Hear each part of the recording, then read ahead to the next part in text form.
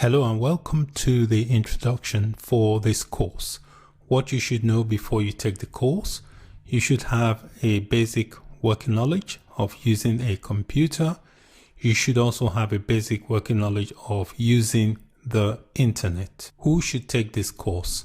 The course is designed for beginners to Python and Jupyter Notebook, also designed for beginners to coding and programming in general. What will you learn on the course? We'll start off by installing Jupyter Notebook. We'll then learn how to run the Jupyter Notebook server. We'll learn about some common Jupyter commands. We'll learn about the components that make up the Jupyter Notebook. We'll learn about exploring the notebook dashboard. We'll explore the user interface within the Jupyter Notebook. We'll create notebooks. We'll look at Python expressions, Python statements.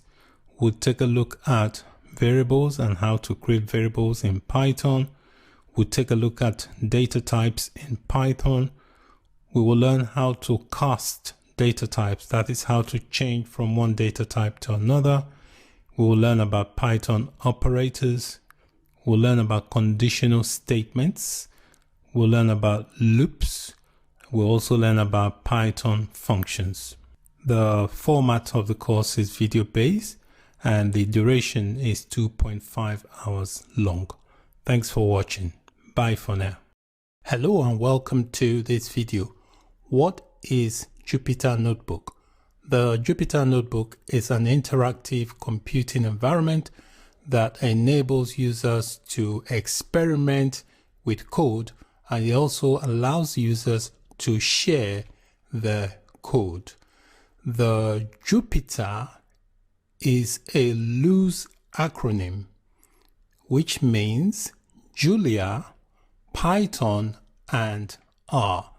These programming languages were the first target languages of the Jupyter application.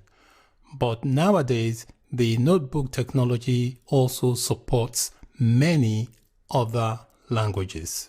The notebook is a document that can consist of live code, rich text, interactive widgets, equations, video, images, and so on. These documents basically provide a complete and self-contained record of a computation that can be converted to various formats and then shared with others. Hello and welcome to this video.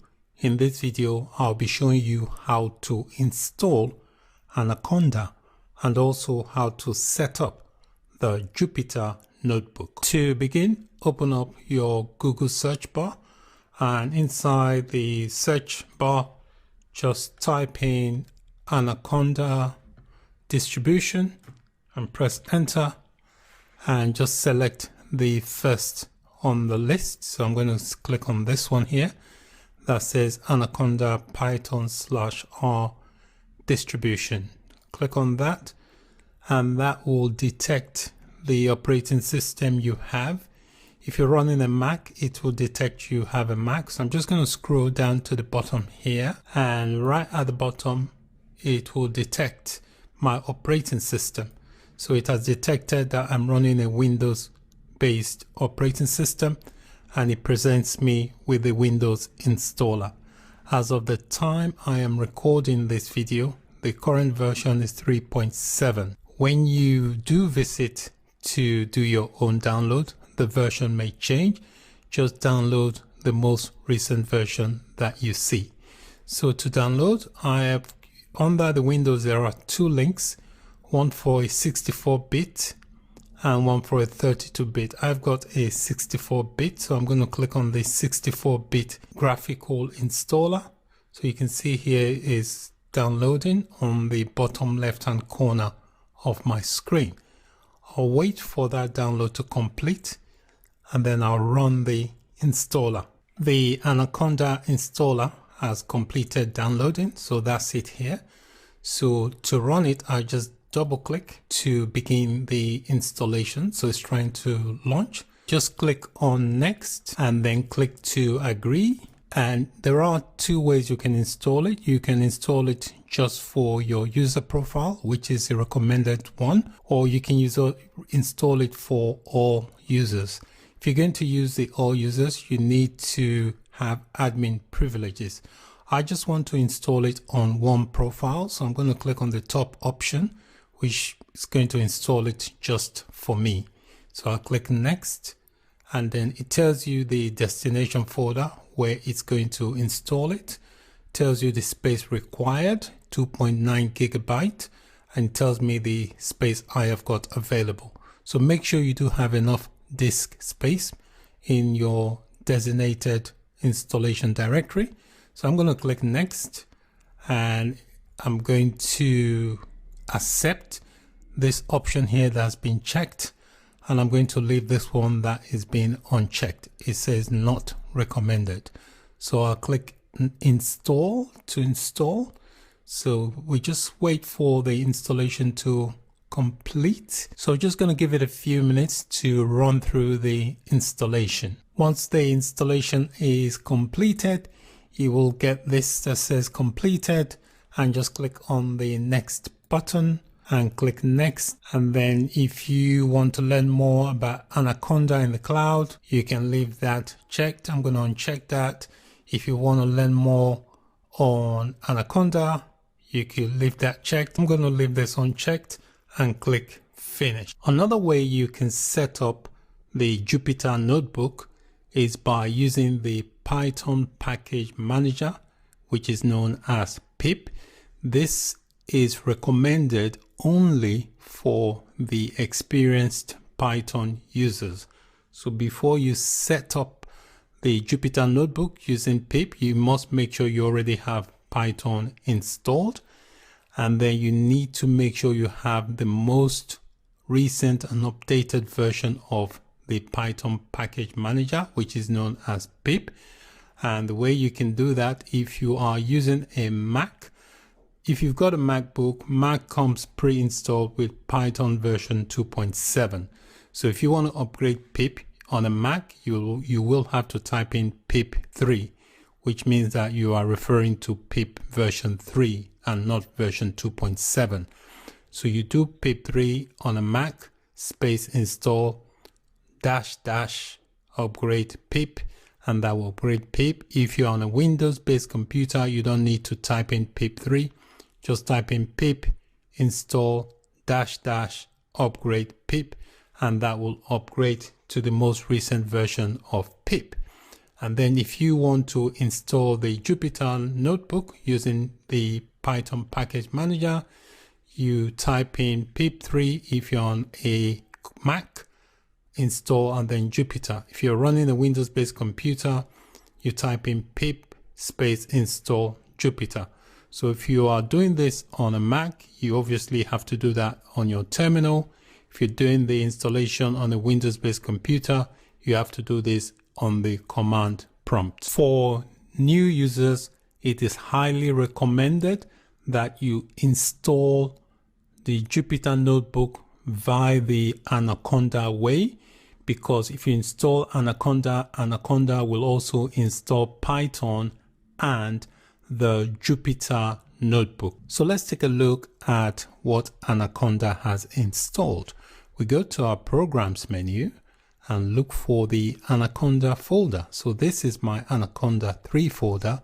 If I expand that, I can see what it has installed. It installed the Anaconda Navigator, Anaconda PowerShell prompt, Anaconda prompt, the Jupyter Notebook, which is what we are really interested in here.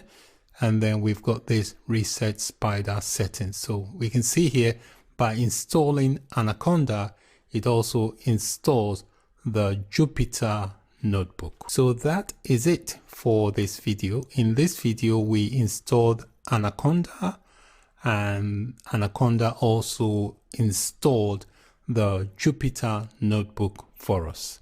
Thank you for watching. Bye for now. Hello and welcome to this video. In this video, I'll be showing you ways to start the Jupyter Notebook. You can start the Jupyter Notebook server from the command line. If you are using a Windows-based computer, that will be the command prompt. If you're using a Mac or a Linux-based computer, that will be the terminal. So once you've got your command line opened, you type in this command Jupyter space notebook, and that will start the Jupyter server. The other way to start the Jupyter Notebook server is from the All Programs menu in your Windows-based computer.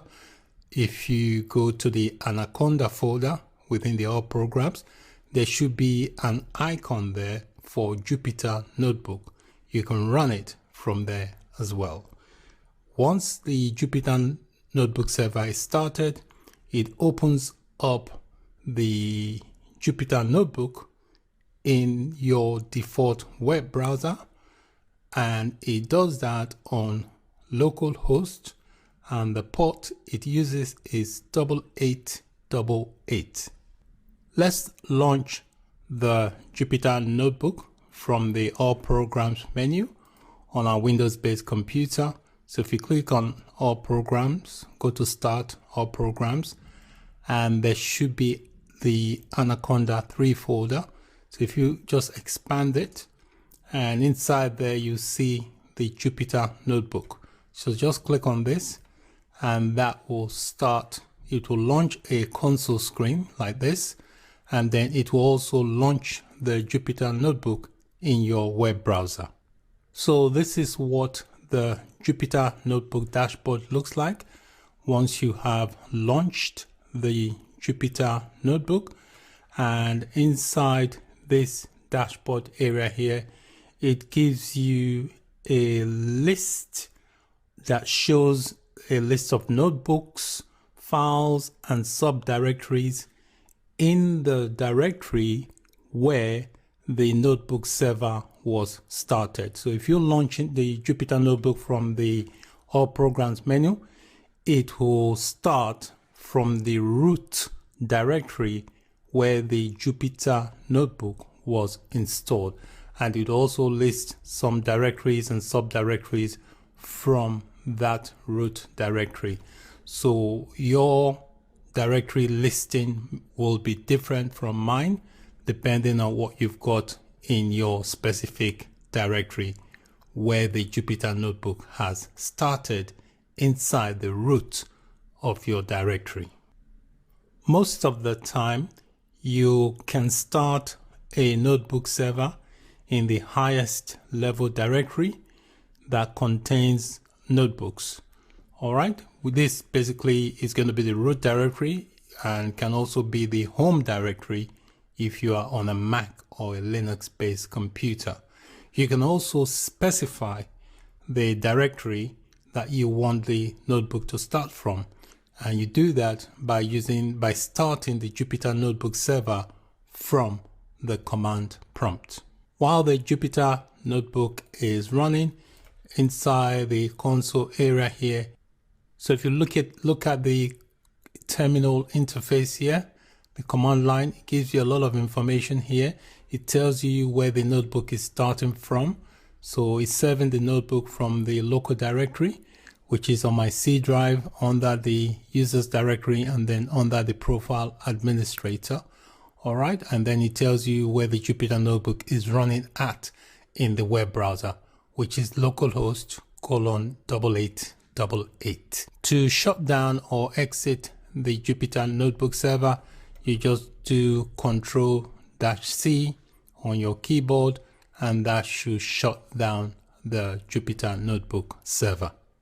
Once you shut down the Jupyter Notebook server, you will not be able to access the Jupyter Notebook on the web browser. You can see here, because I've shut the server down, you can see here it's not able to contact the server. I have shown you how to start the Jupyter Notebook server from the Programs menu on a Windows-based computer, which opened up the console and also opened up the notebook in your web browser on localhost 8888. I'm now going to show you how to start the Jupyter Notebook from the command line, which is the command prompt on a Windows-based computer, but the process is the same on the terminal. Notice that when you start the Jupyter Notebook from the Anaconda folder within the All Programs menu, it will start that from the root directory of your profile where the Jupyter Notebook was installed. When you're starting it from the command line, you can specify where you want it to start from. I've got a project directory here. It's an empty directory. I'm going to make the Jupyter Notebook start from this project directory. So to do that, I go to All Programs, and inside the Anaconda folder, we've got the Anaconda prompt. So this is what I'm going to use. So I click on the Anaconda prompt and I'll wait for it to launch. So you can see it tells me the base, which is, so this is the default where the Jupyter Notebook will start, okay, unless you change it. I want to change that to my desktop. So I do CD desktop, I press enter, and I do CD. There's a folder called projects on my desktop. So I'll just do CLS to clear the screen. So now I have navigated to this folder here called project. That's where I want to start the Jupyter Notebook. So I just type in Jupyter space notebook and press enter, and it will start the Jupyter Notebook. You can see it's trying to start it. You can see here, because there's nothing in that root directory, that's why you can't see any subdirectories here, because the actual directory is empty. All right, and you can see here it tells me where the Jupyter Notebook is being served from. It tells you the path, the directory path. Always a good idea to pay attention to what's going on in the console in case there's anything that you are not sure with, or if it doesn't work the way you expect it. All right, so running the Jupyter Notebook from a specified directory is also useful for project-based stuff, so that if there's certain things you want to keep in a specific directory, then you can serve the Jupyter Notebook server from that directory. In this video, I showed you a couple of ways of starting the Jupyter Notebook. One from the command line, where you could specify a directory for the Jupyter Notebook to be served from. And I also showed you how to start it from the Anaconda folder within the All Programs menu of your Windows-based computer. When you start it from the Anaconda folder, there is a Jupyter Notebook icon that you can run, and by default it serves the Jupyter Notebook from the root directory of your profile. And when the Jupyter Notebook opens up, it opens up in your default web browser on localhost :8888. The port number is 8888. So that's it for this video on running the Jupyter Notebook server. Thank you for watching. Bye for now. Hello and welcome to this video. In this video, I'm going to show you some common and useful Jupyter commands. All Jupyter commands are prefixed with the keyword Jupyter before the sub-commands are issued. The Jupyter keyword basically is the primary namespace for all sub-commands. Let's take a look at a table showing some common Jupyter commands. So this is a table here, and we have some useful and commonly used Jupyter command. First one here in the table is the command to start the Jupyter Notebook. You just type in Jupyter space notebook, and that will start the Jupyter Notebook application. If you want to see all the available commands that Jupyter has, and you want some information as well, you just type in Jupyter space -- help, and that will show you the available commands that Jupyter has. If you want to see the location of the configuration directory, you type in Jupyter space -- config -dir. If you want to see the location of the data directory, you type in Jupyter space data -dir. If you want to see the location of the runtime directory, you type in Jupyter space runtime -dir. If you want to show all the Jupyter directories and the search path, you type in Jupyter space --path. If you want to print out the directories and search path in a JSON format, you type in Jupyter space --JSON. So let's open up the command prompt in Anaconda and show you how these commands work. I'm going to illustrate how these commands work. So in my Windows computer, I'm going to go to All Programs, and I'm going to look for the Anaconda 3 folder, which is this folder here. I'm going to expand that, and I'm going to select the Anaconda prompt. I'll click on that, and that should open up this console, this terminal. If you're doing this on a Mac or a Linux-based computer, you can just do this on your terminal.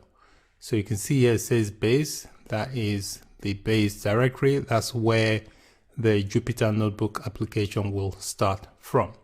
So if I want to start the Jupyter Notebook application and I do not want the web interface to show, this is the command I would type. I'll type in Jupyter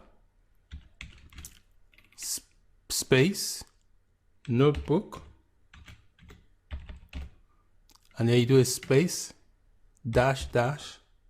no browser. What that means, it will start the Jupyter Notebook, but it will not show me the browser interface. So I press enter, and that should start the Jupyter Notebook in this base directory. But even though it gives me the location of the web browser interface, it will not launch it because I've said I don't want the browser to display. To shut down the server, you just type in Ctrl-C, and that will stop the server. So let's stop the server now that we have issued this command. So I just do Ctrl-C, and that will stop the server. Okay, so you can see I've done a Ctrl-C. It has shut down the server. All right, so I'm just going to clear my screen by typing in CLS so that I can type in more commands. The next command I want to type in is the help command. So if I want to see the available commands and want some information, I just type in Jupyter space --help.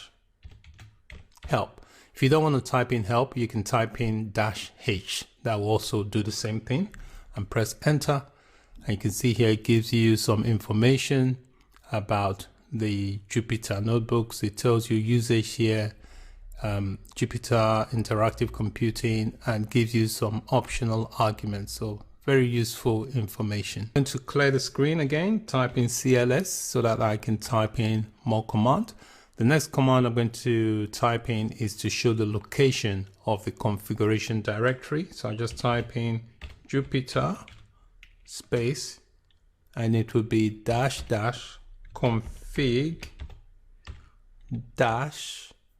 -dir. I press enter, and that shows me my configuration directory. The next command, I want to show the location of the data directory. So I'll type in Jupyter space --data -dir and press enter. You see that shows me the location of my data directory. If I want to show the location of the runtime directory, I'll type in Jupyter space --runtime -dir. Press enter, and that gives me the location of the runtime directory.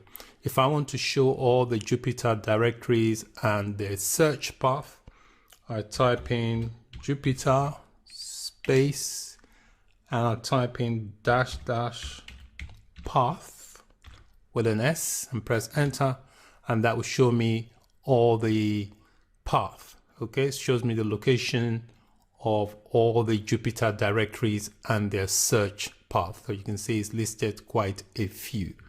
The final command I am going to type in is going to be a command that will print the directories and search path in machine readable JSON format. So to do that, type in Jupyter again, space --JSON and press enter. You can see here it's giving me the path. So in this video, I've shown you some commonly used Jupyter commands. Thank you for watching. Bye for now. Hello and welcome to this video. In this video, we will take a look at the components of the Jupyter Notebook. The Jupyter Notebook application is a client-server application. A client-server application basically is a distributed application structure that partitions tasks or workloads between the providers of a resource or a service, which are usually called servers, and the service requesters, which are usually called clients.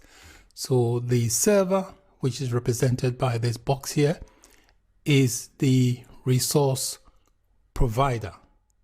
And then we have the client.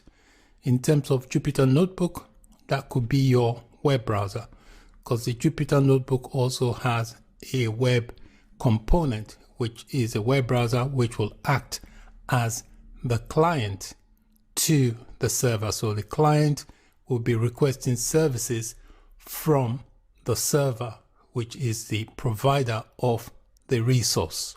In a client-server application, it can also provide resources to other clients, and clients can include other computers. It could be remote, and you can access the server, which can be remote, over the internet using different types of client, like your mobile phone, your laptop, or your computer device. The main components of the Jupyter Notebook include the Notebook web application.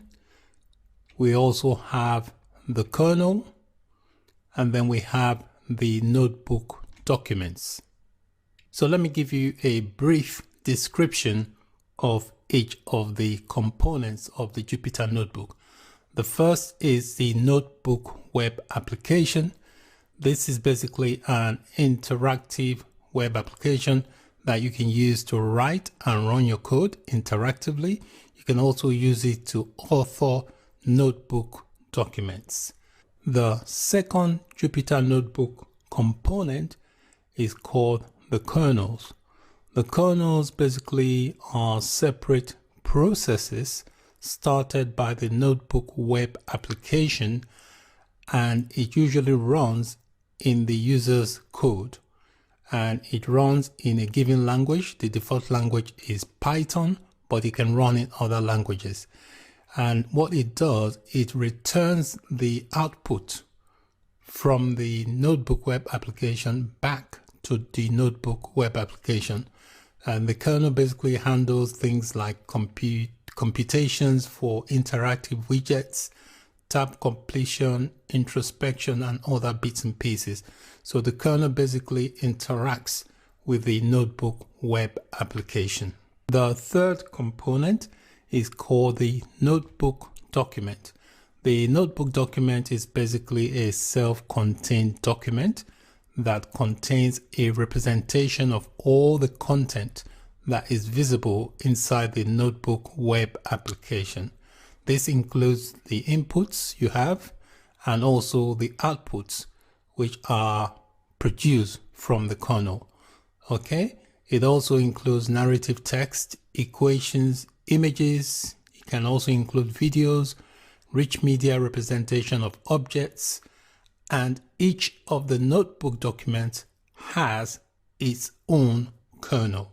So there is a kernel for Python, there's a kernel for other programming languages as well. So that's it for this video. In this video, I just gave you a brief introduction to the various components of the Jupyter Notebook. Thank you for watching. Bye for now. Hello and welcome to this video. In this video, we are going to take a quick look at the notebook dashboard. To begin, we have to start the notebook server. So I'm going to be doing this on a Windows 10 machine. So in the All Programs menu, I've got to look for the Anaconda 3 folder, which is this folder here. And in there is an icon here for Jupyter Notebook. If I click to run this icon, it will start up the Jupyter Notebook server from the root directory where it was installed.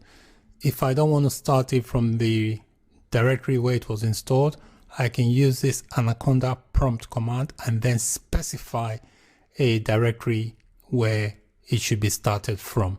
But for this video, I'm going to start it from the default, which is where it was installed. So I click on the icon for Jupyter Notebook and it will launch this Jupyter Notebook interface. You see it launches the web browser and it also launches this here. So from here, you can see where the Jupyter Notebook is running at.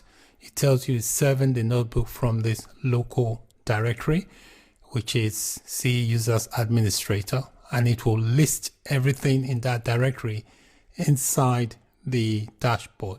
So let's take a look at the dashboard. So this is what the Jupyter dashboard looks like. When you first start up the notebook server, your web browser will open to this notebook dashboard. The dashboard basically will serve as a home page for the notebook. Its main purpose is to display the notebooks and the files in the current directory. For example, the current directory it is showing here is this directory, C/user/administrator, and it will list what is got in that directory, which is listed here. Yours will be different from mine because what you've got in your directory will obviously be different from my directory. Okay, and then we've got the breadcrumbs at the top here, the top of the notebook list here. It will display clickable breadcrumbs. These are all clickable breadcrumbs of the current directory. By clicking on these breadcrumbs or these subdirectories in the notebook list, you can navigate your file system. So if you want to see any of these here, just there, you can see they are all clickable links to their respective directories. Okay, if you want to see what's running in the dashboard, you click on running and it shows you whatever is running at the moment. You can see there's no terminal running, there's no notebook running. Also, if you want to upload, you can click here to upload files and so on. It tells you here when these subdirectories were last modified. This little name arrow here basically is used to sort the list, the subdirectories in this list here. You can see the arrow is pointing down, which means it is sorting them in alphabetical order. If you want to sort it the other way, say from Z to A, you can see the arrow has gone up and it's flipped it and sorted it from Z to A. So I'm going to put it back. And then you can see here, this is just referring to the file size. If you want to quit the dashboard, you can click on quit or you can click on log out. I'm going to click log out and that has successfully logged me out of the dashboard. Okay. And then if I want to quit the server, I just type in this command here, Control-C, and that will quit the Jupyter server. So that is it for this video. Thank you for watching. Bye for now. Hello and welcome to this video. In this video, we are going to take a look at the notebook user interface. When you create a new notebook or when you open an existing notebook, you will be presented with the notebook user interface. This user interface allows you to run your code, author your notebook documents interactively. The notebook user interface has three main areas. We have the menu, we have the toolbar, we have the notebook area, and the cells. I have got my dashboard open and I have got one notebook inside my dashboard. At the moment, the notebook is not running. So to run it, I'm just going to double click on it and that will run the notebook. So you can see here the notebook is running. It has now presented me with the user interface. So I'll start with the menu bar. This area here is known as the menu bar, and the menu bar has menus for actions on the notebooks, the notebook cells, and the kernel it communicates with. The file here basically is, you can use this file option inside the menu. You can use that to change the file name for the notebook. And then you've got the edit if you want to edit. You've got the view. You've got insert.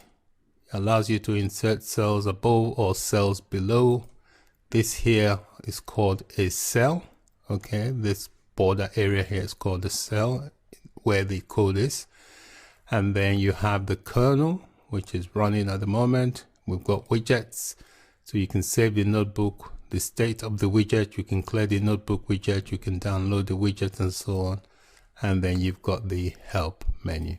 Okay, so that this area here is known as the menu bar. And then we've got here, this line here is called the notebook toolbar area. Okay, the toolbar has several buttons for the most common actions. So if you want to see what each of the buttons do, just hover your mouse over each button for more information. For example, if I hover over there, it tells you that is a save and checkpoint, and that tells you that's inserting a cell. This is cut selected cell, copy selected cell, paste, and this says move selected cells up, move selected cell down. This enables you to run the cell. This interrupts the kernel. This one restarts the kernel with a dialog, and this basically restarts the kernel. The notebook has mode indicators. Mode indicators basically indicate which mode the cells are, if they are in edit mode or if they are in command mode. You can tell they're in command mode if it's got a blue strip around the cell. So if you click here, if I click on this now, if it's got a green strip around the cell, it's in edit mode. So you can see here, this icon here tells you it is edit mode. If I click outside the edit mode, you can see now this is showing as the command mode. So it's very important to know that there are two mode indicators, which you can identify by the colors around the cell. So if you've got a blue color around the cell, that's a command mode, which means you can issue command. If you've got a green strip around it, you are in the edit mode, which means you can edit the previous code you've got in the cell. Also here inside the toolbar area, we've got this icon here, which is a command palette.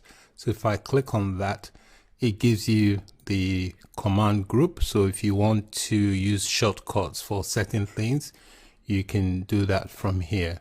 All the navigation and actions in the notebook interface are available using the mouse through the menu bar and the toolbar. which are both inside the notebook area. So that's the menu bar and this is the toolbar.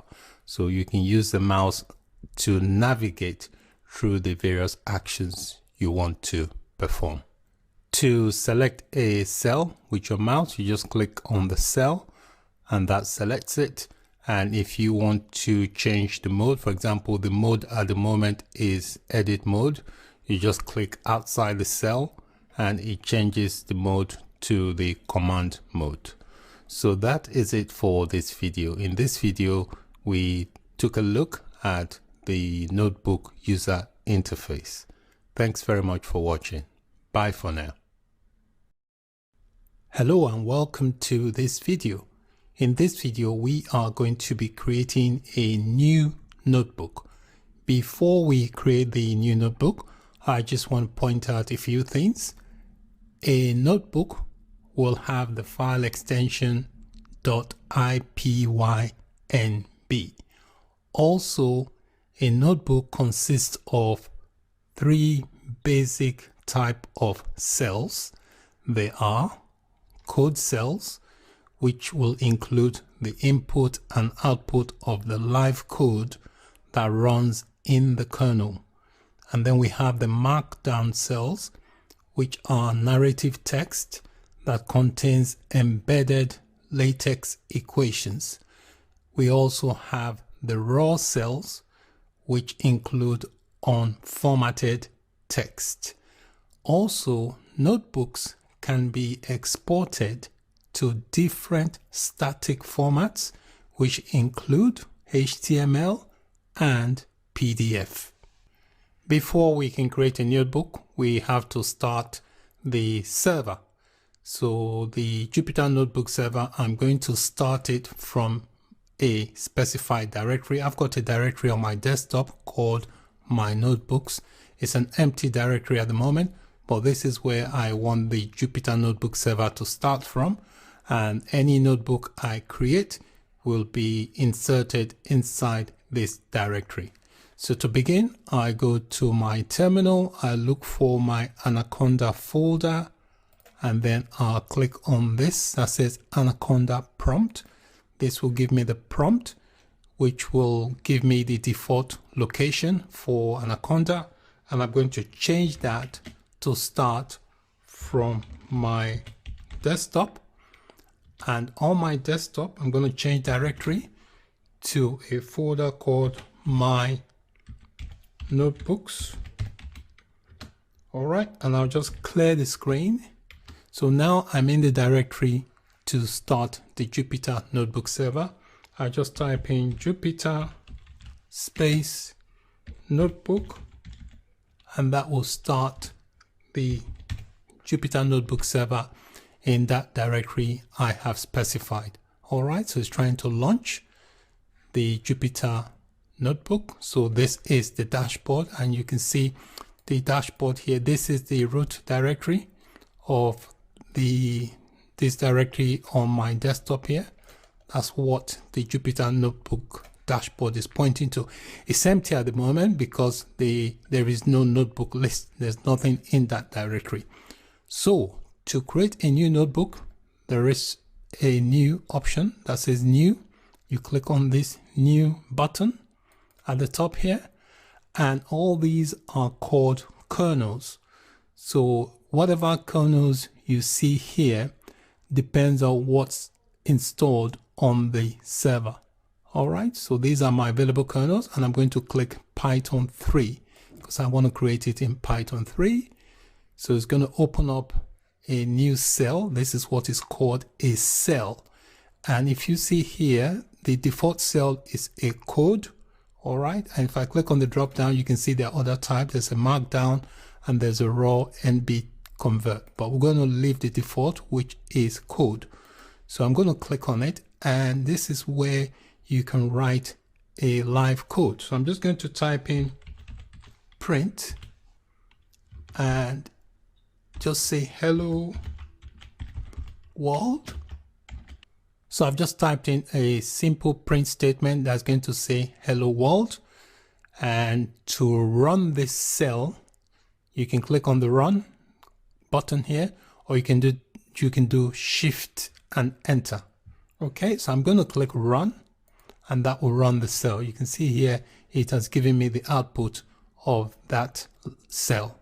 So we notice here the notebook is untitled at the moment, so I need to give it a name. To do that, you double click on it, and I'm going to call it Hello World, and then I'll click on this rename button, and you can see the name of the notebook has changed. If you want to see the notebooks that are currently running, you can click on your home screen here, and you can see this is running. You can tell that it's running because it's got this green icon next to it. I've only got the one notebook at the moment, but it's possible to have multiple notebooks running at the same time. Also, while the notebook is running, there is a box here you can check. If you check on it, it gives you some options. You can duplicate the notebook, you can shut it down, you can view, you can edit, and you can also delete. So I'm just going to uncheck that box, but you see those options when you have the box checked. If you have it unchecked, the options disappear. If I take a look at my project directory on my desktop, you can see here that it has saved the notebook. This is the notebook here with the extension IPYNB. It has saved it into my projects directory. If you have other notebook files, you can also upload them using this upload button, or you can just drag them into the notebook area here in the dashboard. The notebook shows the green icon when the notebook is currently running, and notebooks remain running until you explicitly shut them down. Closing the notebooks page is not sufficient to shut the notebook down. So if you want to shut it down, you click on this check there, and then there is an option to shut the notebook down. Notice I've shut it down and the icon now is no longer green. So that is it for this video. In this video, we created a new notebook. Thank you for watching. Bye for now. Hello and welcome to this video on what is Python. Python is a general purpose programming language. This means it can be used to write computer programs for various things like games, data science, websites, and so on. Python is also a high-level programming language. High-level programming languages mean that the languages of writing computer instructions in a way that is easily understandable and close to human language. Python is portable, which means we can run Python programs in the various different operating systems like Windows, Mac OS, Linux without any changes. Python is an interpreted language. Python is called an interpreted language because it goes through an interpreter, which turns code you write into the language understood by your computer's processor. Python is strongly typed. Strongly typed languages don't convert data from one type to another type automatically. Python has a huge set of libraries. A Python library is a collection of programs you can incorporate into your own program without writing code for them. Let's take a look at a list of application types you can create with Python. Web applications. These are applications you can access using a web browser. Android applications. These are applications that runs on Android devices like Android phones and tablets. Games. You can create various types of games with Python. Scientific applications. You can create various types of scientific applications with Python. System administration applications. So you can use Python to create applications to monitor various types of systems. You can also create console applications. A console application basically is a computer program designed to be used via a text-only computer interface. Let's take a look at a list of software applications that have been created using Python. So some of these are quite famous and popular. First on the list is YouTube, and then we have Google, we have Dropbox. This program lets you save files to a cloud-based service that you can then access from anywhere in the world. We've also got Reddit. Reddit is one of the biggest open communities on the web. You have a question you want to talk about, something in specific, or if you want to find tons of information regarding a particular topic, for example, gardening or anything, you can just look on Reddit and find related information. Next, we have Spotify. Spotify allows you to listen to ad-free music of your choice. This is a streaming service that allows you to stream music without any advertisement. Finally, we've got Instagram. Instagram is very popular. It has both an app side and also a website as well. These are just a few list items of software that were created using Python. There are so many others, but these are just some few that you may have come across. So that is it for this video on what is Python. Thanks for watching. Bye for now.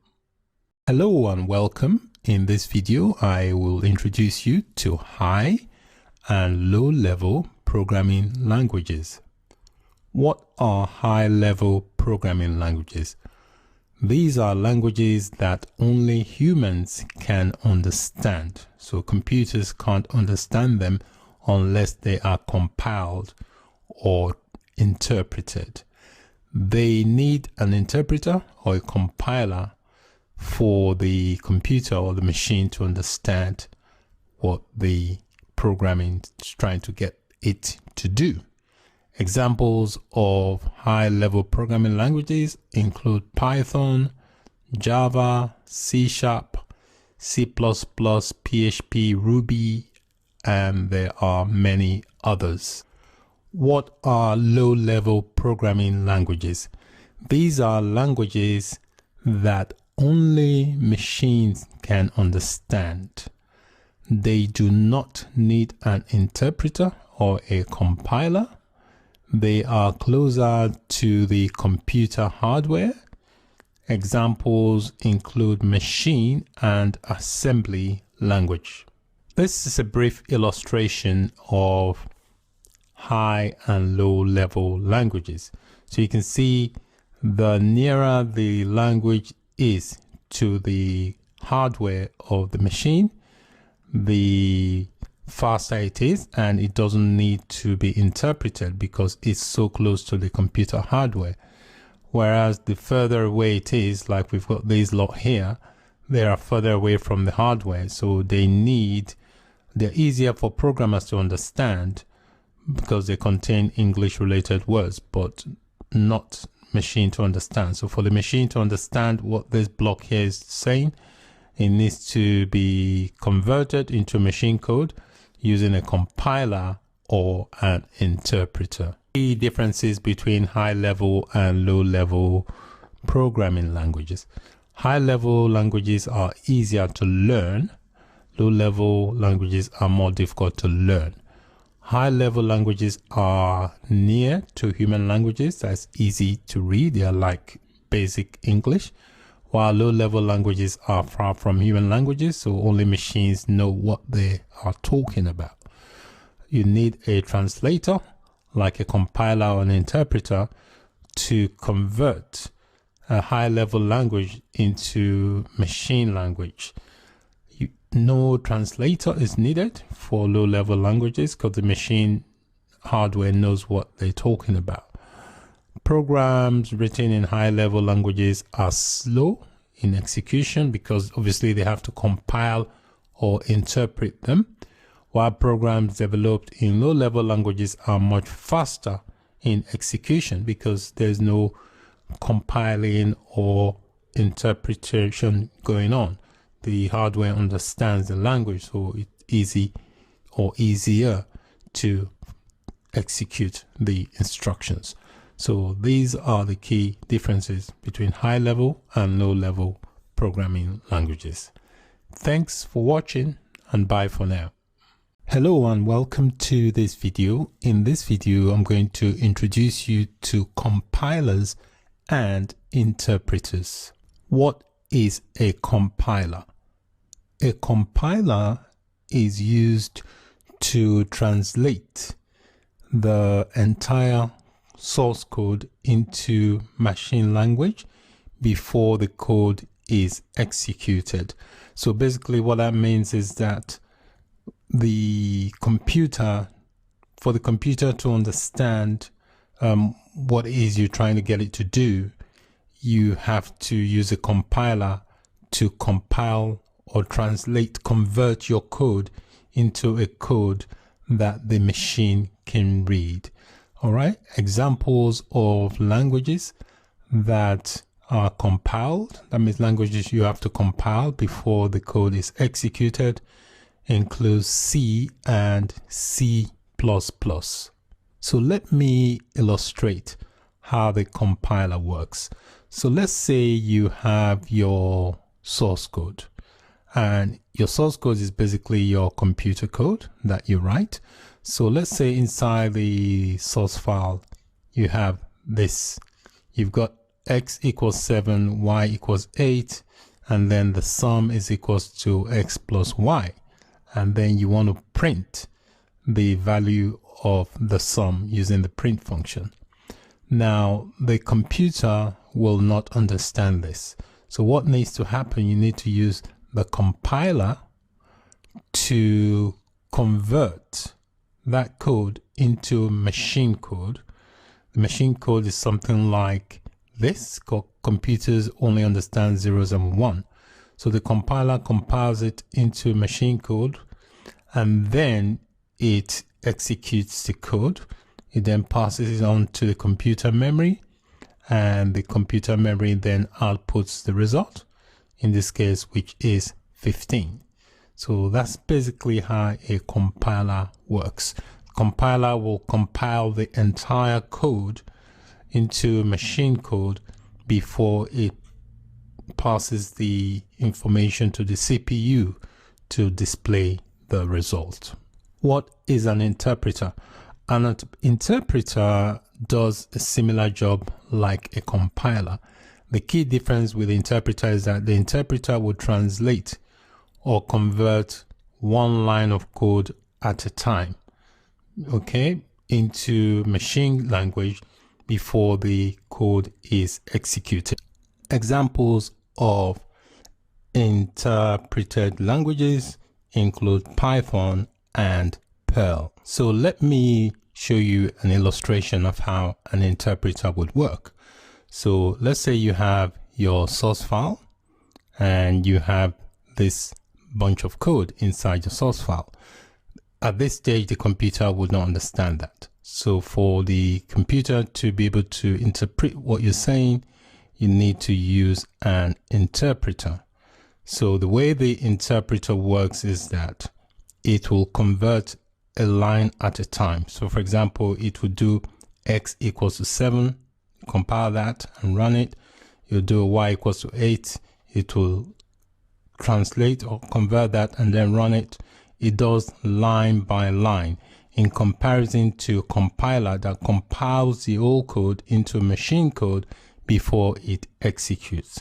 In case of an interpreter, it does it line by line, and then eventually it will produce the result. This is a brief table that illustrates some key differences between compilers and interpreters. Compilers basically would transform the entire source code, while interpreter would transform line by line of the source code. The compilers will generate a machine code first before it executes. The interpreter does not generate any machine code. Because the compiler generates intermediate machine code, it uses more memory. The interpreter uses less memory. Compiled languages run once. So once you've compiled it, you can run it anywhere because it's already been compiled. While the interpreter, the source code has to be interpreted each time you run the file. The compiler basically is more difficult, compiled languages, because it's more harder to find problems or debug issues, while the interpreter is much easier to debug. The compiler is faster and the interpreter is much slower. So these are some key differences between compilers and interpreters. So that's it for this video. Thanks for watching. Bye for now. Hello and welcome to this video. In this video, we are going to take a look at Python expressions. An expression is anything that has a value.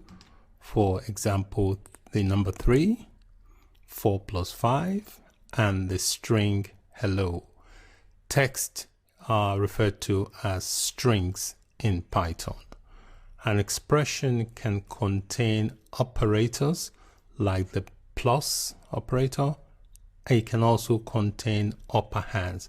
For example, in the example 4 plus 5, 4 is the operand, also 5 is an operand, while the plus is known as an operator. I've got my notebook dashboard open. I'm going to create a new notebook. So here in this area here, I'll click on the drop down for new, and I'll select Python 3, which is going to interpret, and I'll give the notebook a name. I'll double click on it and I'm going to call it Python expressions, and I'll click on the rename button to rename it. So it's now saying Python expressions. So you can see I've got the blue strip, which means I'm in the command mode inside the cell. So I'm just going to issue a simple command. I'm going to say 3 plus 4, and to run the cell, I just click on run cell, or you do shift and enter. So I click run, and that gives me the output of 7. Let me enter another expression. I'll do 7 times 2, and I'll run the cell, click on run, and that gives me a value of 14. Let me enter a string expression this time. So a string, which is known as a text, has to be enclosed in quotes. You can either enclose it in double quotes or single quotes, but you can't mix the quotes. So I'll say hello world. To run this cell, I click on run cell, and it gives me the output hello world. In these example expressions here, the 3 here is known as an operand, the plus is known as an operator, the 4 is also called an operand. All right, and here also in the second cell, we've got the 7 as an operand. The asterisk represents multiplication in Python, which is known as an operator. The 2 is an operand. And in this cell here, we've got a string value, which is basically a text. So in order for Python to understand that this is a text, you have to enclose it in quotes. So on either side of the text. So you can have either single quotes on either side or double on either side. You can't mix single and double quotes. In this video, I gave you a brief introduction to Python expressions. Thanks for watching. Bye for now. Hello and welcome to this video. Python statements are basically a set of instructions that you give to the computer to perform a task or a series of tasks. Python statements can contain one or more expressions.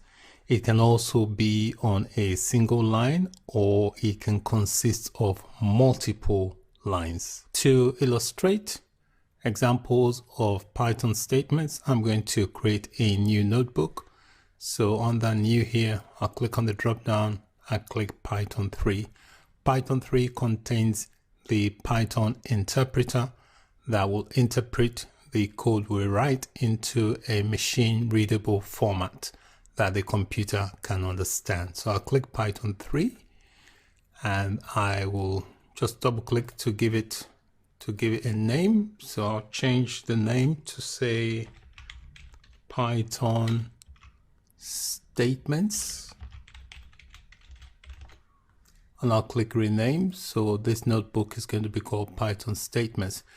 So you can see we've got a blue strip here, which means I'm in the command mode. So I'm going to start up with a single line statement. It's going to be a simple expression. I'm going to say 9 times 9, and I'm going to run the cell by clicking on the run button, and that gives me 81. So this is known as a single line statement because the statement or the instructions is just on one line. So depending on what you want the computer to do, you can have a statement that consists of several hundred, even thousands lines of code, depending on the task you want the computer to perform.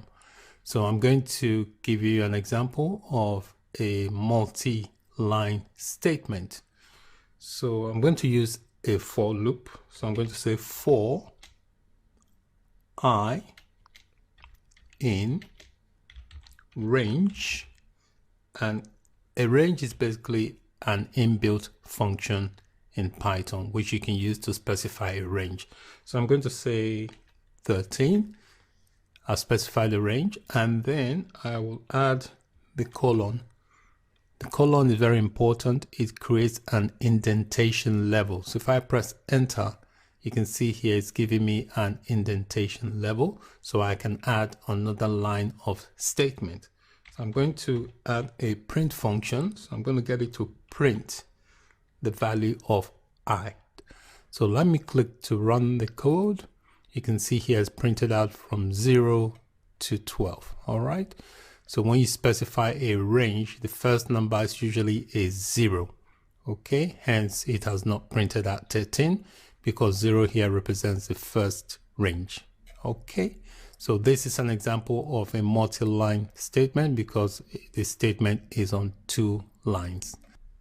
Let me explain what this code is in this cell number 2 here. The for basically is used to iterate over a range of values. So here I'm saying this for is going to be used to loop through a range of 13 numbers, a sequence. So the I here is going to be what is going to store the value. So I say for I in range, range basically is a inbuilt function in Python. So we're basically using this for loop to loop through this range, and we're going to print out each value of this I. So I here contains all the values. So what it's going to do is the first value it's going to print is going to be 0. So it prints from 0 to 12, which gives it 13 values. Okay, so that's basically what that code is doing. In this video, I gave you a brief introduction to what Python statements are. So a statement can contain one or multiple lines of code depending on the task you want the computer to perform. Thanks for watching. Bye for now. Hello and welcome to this video. Python comments can be very useful. They can be used to explain your Python code to yourself and to others. Also, comments can be used to prevent execution of code when you are testing your code. So you may have certain aspect of your code that you don't want to run during execution. To achieve that, you can add comments to that aspect of code, which prevents the execution of that code. So this can be very useful during testing purposes.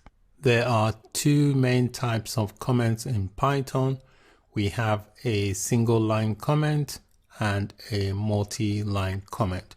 So the single line comment is represented by the hash symbol, while a multi-line comment, you can either represent it by 3 double quotes on either side of the code you want to comment, or you can have 3 single quotes on either side of the code you are trying to comment. I've got my Jupyter dashboard. I'm going to create a new notebook. So on that new, I'll click Python 3, and I'm going to call this notebook Python Comments, and then I'll click rename. Inside the cell, I'm going to issue out a simple print function here, and I'm going to get it to print out the text hello world. And next to it, I'm going to add a single line comment, which is represented by this hash symbol. When the comment is on the right hand side of the code, it does not affect the code running. But when you place the comment in front of the code, it will affect the code. So if I click run here, it will give me the output because the comment is on the right hand side. So notice in the second cell here, I have placed the comment in front of the code. Notice that's commented out all of the code. So it will prevent this code from being executed. So if I click on the run button, you see nothing gets executed because of the comment. So be very careful where you place your comment. If you place it in front of the code, it will comment out the entire line. But if you place it on the right hand side, as we've done in cell number 1, it does not affect the code from being executed. So these are known as single line comment. So let's give you an example of a multiple line comment. So to do that, you do 3 quotes on either side. All right, so you can press enter. So you either have 3 double quotes or 3 single quotes. You can't mix the quote. And then any text that is enclosed between these quotes will be commented out and the code will not be executed. In this cell here, we've got a multi-line comment because it spans multiple lines. This is one line, this is another line. So we can see that the multi-line is enclosed by these quotes. So we have 3 double quotes before and 3 double quotes under. Notice it has turned all the text in between the quotes red, which means that when I run this cell, those lines of code will be ignored. The only line that will print is this print function here that says hello world. So if I run this cell by clicking on the run button, you can see here it's printed out hello world, and it has ignored this here, which is the multi-line comments. So comments are very useful in Python. They help you explain what your code is doing and also can help you comment out certain lines of code if you don't want those lines of code to be executed. So that is it for this video. Thank you for watching. Bye for now. Hello and welcome to this video. There are three basic data types in Python. We have the numbers data type. This basically includes integers, which are known as int, and floating point numbers, which are known as float. An integer basically is a whole number, and a floating point number is basically numbers that includes decimals. We also have the string data type, which basically is a text or a sequence of characters. It's also referred to as str. And then we have the Boolean data type, which is a true or false value, is also known as the bool. You can get the data type of any object by using the type function in Python. So basically you pass in a value in between the parentheses, and this type function will return the type of data type. So let's create a new notebook and experiment with some data types. So I'm going to create a new notebook. So I'll come here, say new, click on Python 3, and I will give the notebook a name, and I'm going to call it Python data types. So we're going to experiment with the basic data types in Python. I'm going to use the type function to enable us detect the type of data type it is. So I am going to start with an integer, which is a whole number. So I'll do the type command, and inside this type function I'm going to pass in a value which is 80. So 80 is a whole number. So I click on this run command, you see here it has returned that this type of data is an integer.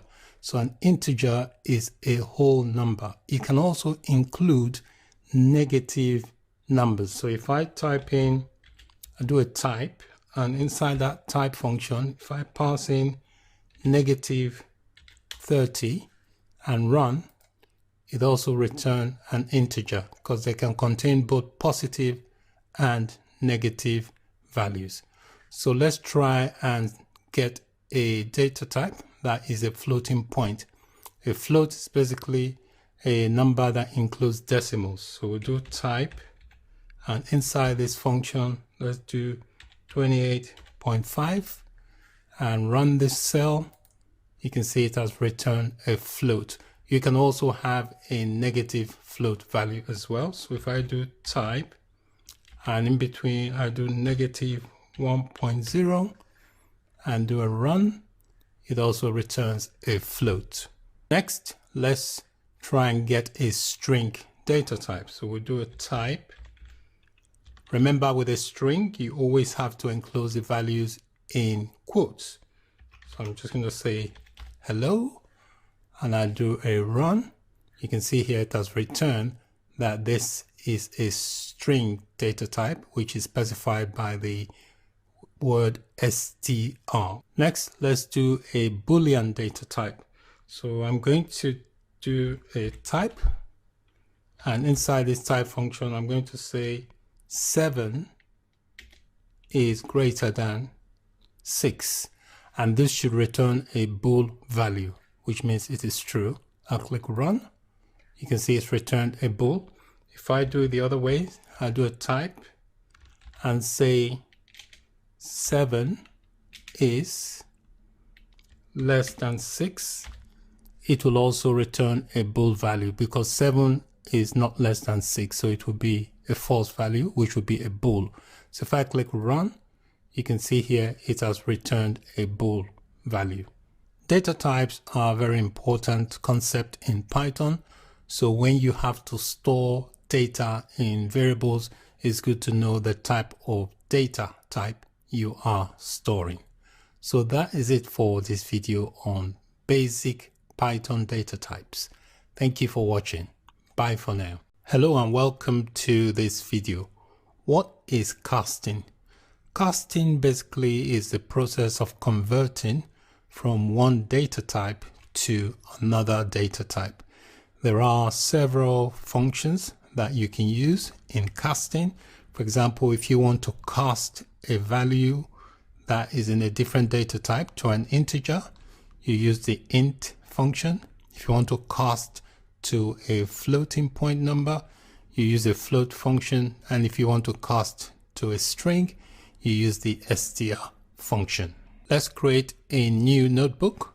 So I'm going to click on the drop down, click Python 3, and I'm going to give this a name. I'm going to call it casting data types, and I'll click the rename button.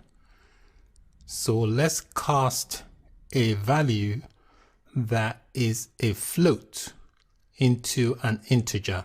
To do that, we're going to use the int function. So I'll type in int, and inside that int function, I'm going to pass in a value that is a floating point. So I'll do 2.8, and I'll run this cell. You can see here it has returned 2, which is a whole number, and an integer. So it's converted the value of 2.8, which was a floating point, into an integer data type. So let's try and convert a whole number into a floating point number. So we're going to have to use the float function, and inside the float function, I'm going to pass in a whole number, which is an integer. So let's pass in 40, and then I'll run that. You can see here it's converted it to 40.0, which is now a floating point number. Next, let's convert an integer into a string. So to do that, we're going to use the str function, and we're going to pass in a value that is a whole number. So let's pass in the value of 3. Now, if I run this, it will convert this into a string data type. So I click on run. You can see here it's converted into a string because it has quotes on either side. Anything with quotes on either side is treated as a string. So that's basically how casting works. So that's it for this video. Thank you for watching. Bye for now. Hello and welcome to this video. What are variables? Variables are named containers for storing data values. Unlike other programming languages, Python does not have a specific command for declaring a variable. In Python, a variable is created the moment you assign a value to a named container.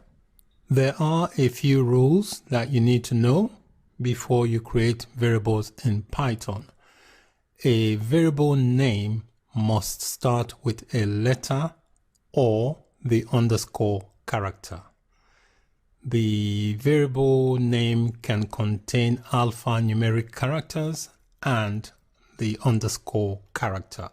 So it can contain from characters A to Z, numeric from 0 to 9, and the underscore character. A variable name cannot start with a number. Also, variable names are case sensitive. So for example, if you declare a variable called name with uppercase N, and you're trying to access that variable with lowercase n, you will get an error. Another important rule is that you cannot name your variable names after Python keywords. There are certain keywords that are reserved for the Python programming language, which you cannot use as variable names. On the screen here, I've got a list of some reserved words in Python. They are called keywords. So these are keywords that the programming language actually uses. So when you create a variable, you cannot use any of these words listed in this table. Let's create some variables. So the first thing I need to do is create a new notebook. So I'll click on the drop down and click Python 3, and we'll give the notebook a name, and I'm going to call it Python variables, and I'll click rename, and that will rename it to Python variables. So let's create a simple variable. The first thing you need to do is have a named container. So I'm going to create a variable. So name is going to be the container. So to the moment you assign a value to the name container, that's when it becomes a variable. So the name container, in this case, I've called it name, and you use the equals to sign to assign values to variables. So I'm going to, because this is going to be a string, I'm going to enclose the value in quotes. All right. So I've just created a new variable and I assigned it a value of blue line. So if I click run, nothing will happen because the value is stored inside this name. So if I want to retrieve the value inside this variable, what I can do, I can come here and say print, and I'll pass in the name. Remember, the variable names are case sensitive, so I have to reference it in lowercase because I created the name in lowercase. So now if I run the cell, you can see here is return the value. You can also change the value of a variable container just by referencing the name of the variable. So if I can come here, I'll call the variable again, and I can change the value. Say for example, I want to call the variable, I change the name from blue lime to Jack. And if I try to do a print statement again and pass in the name of the variable, which is name, it will now return Jack.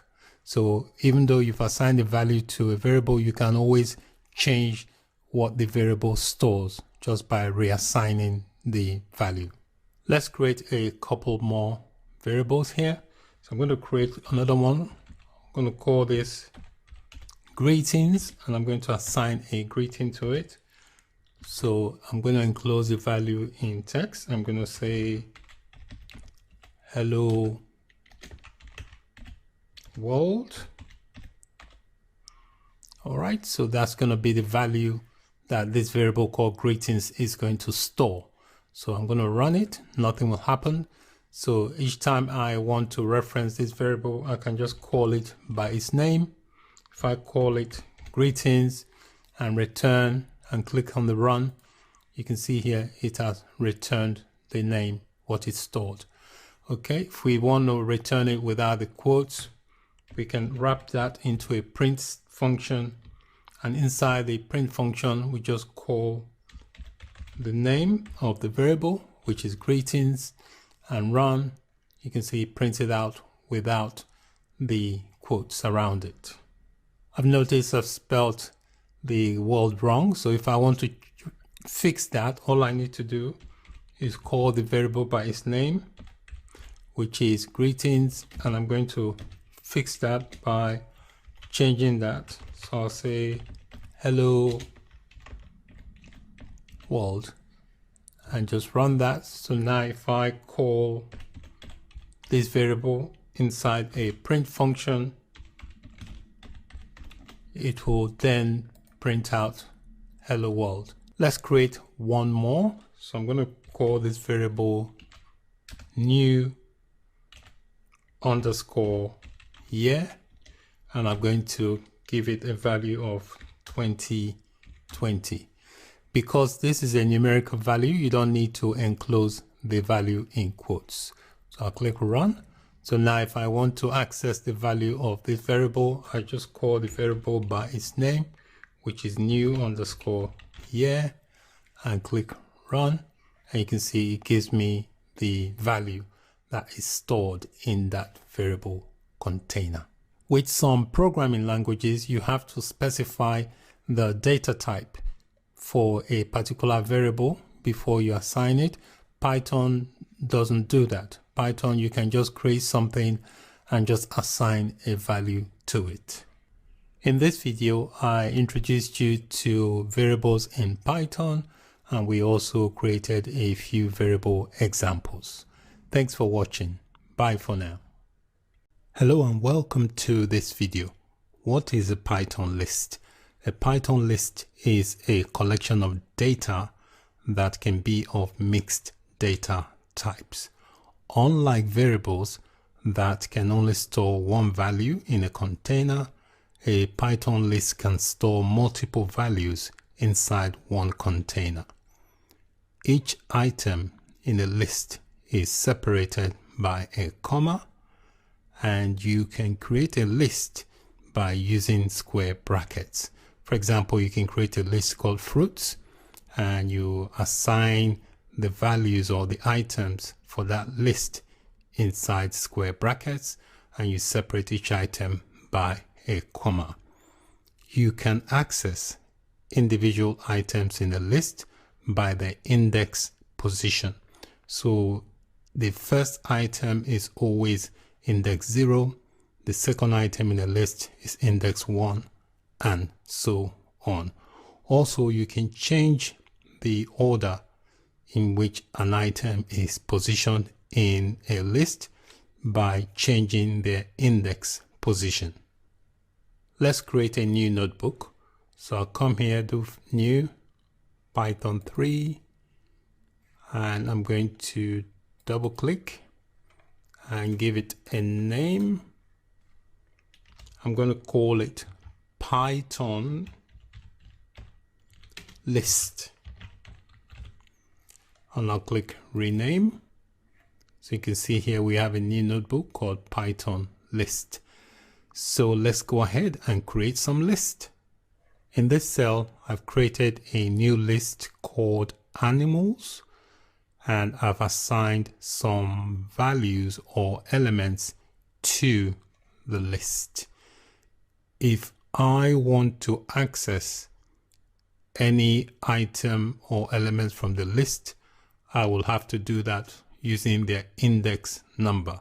So the first item on the list will always have an index of 0, the second will have an index of 1, and so on. To access an individual item from a list, you do that using the index position. So you can see here in this cell, I'm using the print statement to print out the index of the item 1. So that is going to be dog, because the first item is going to be 0.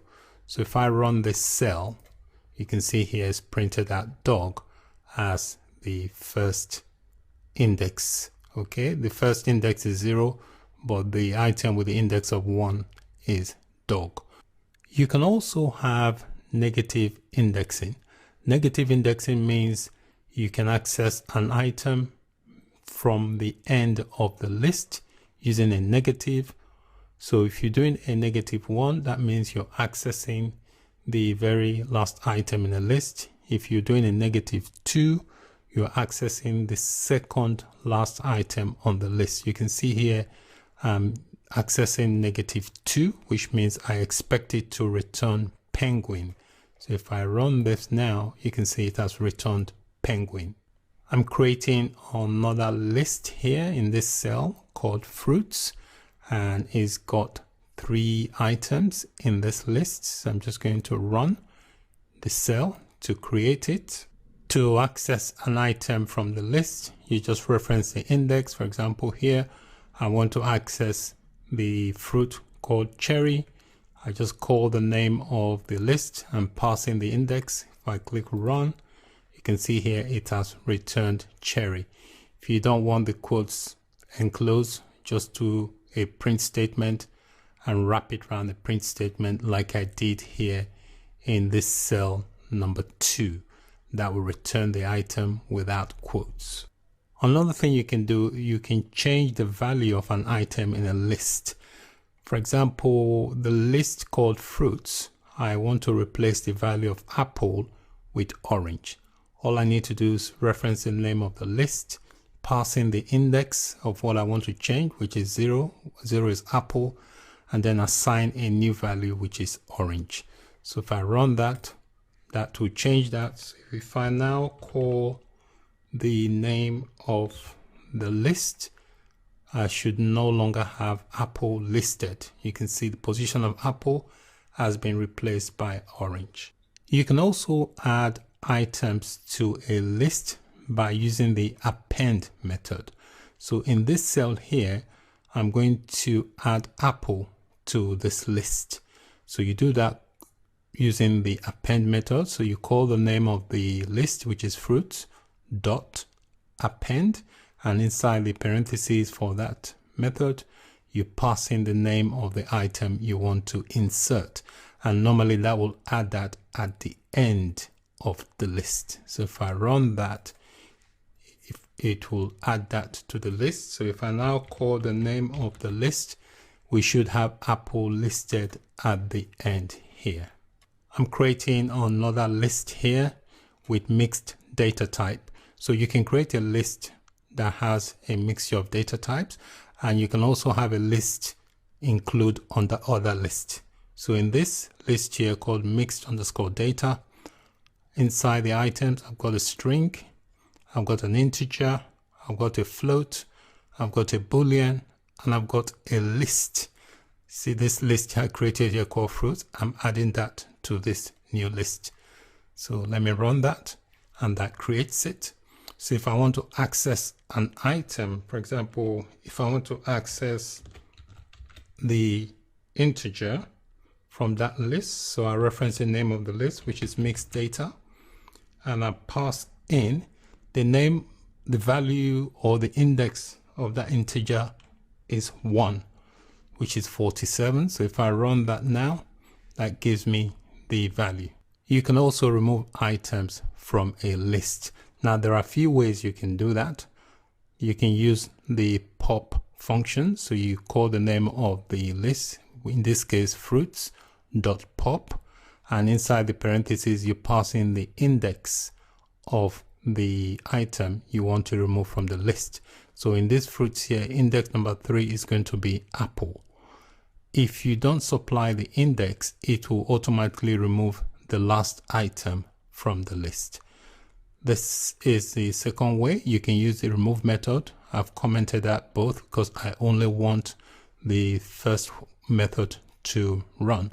So you can do a fruits.remove and pass in the value of the item you want to remove. You can also use the delete key.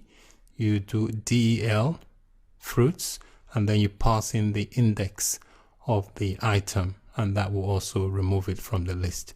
But in this example, I'm only going to use the pop method. So I'm going to run this cell, and you can see here it tells me it has removed apple from that list.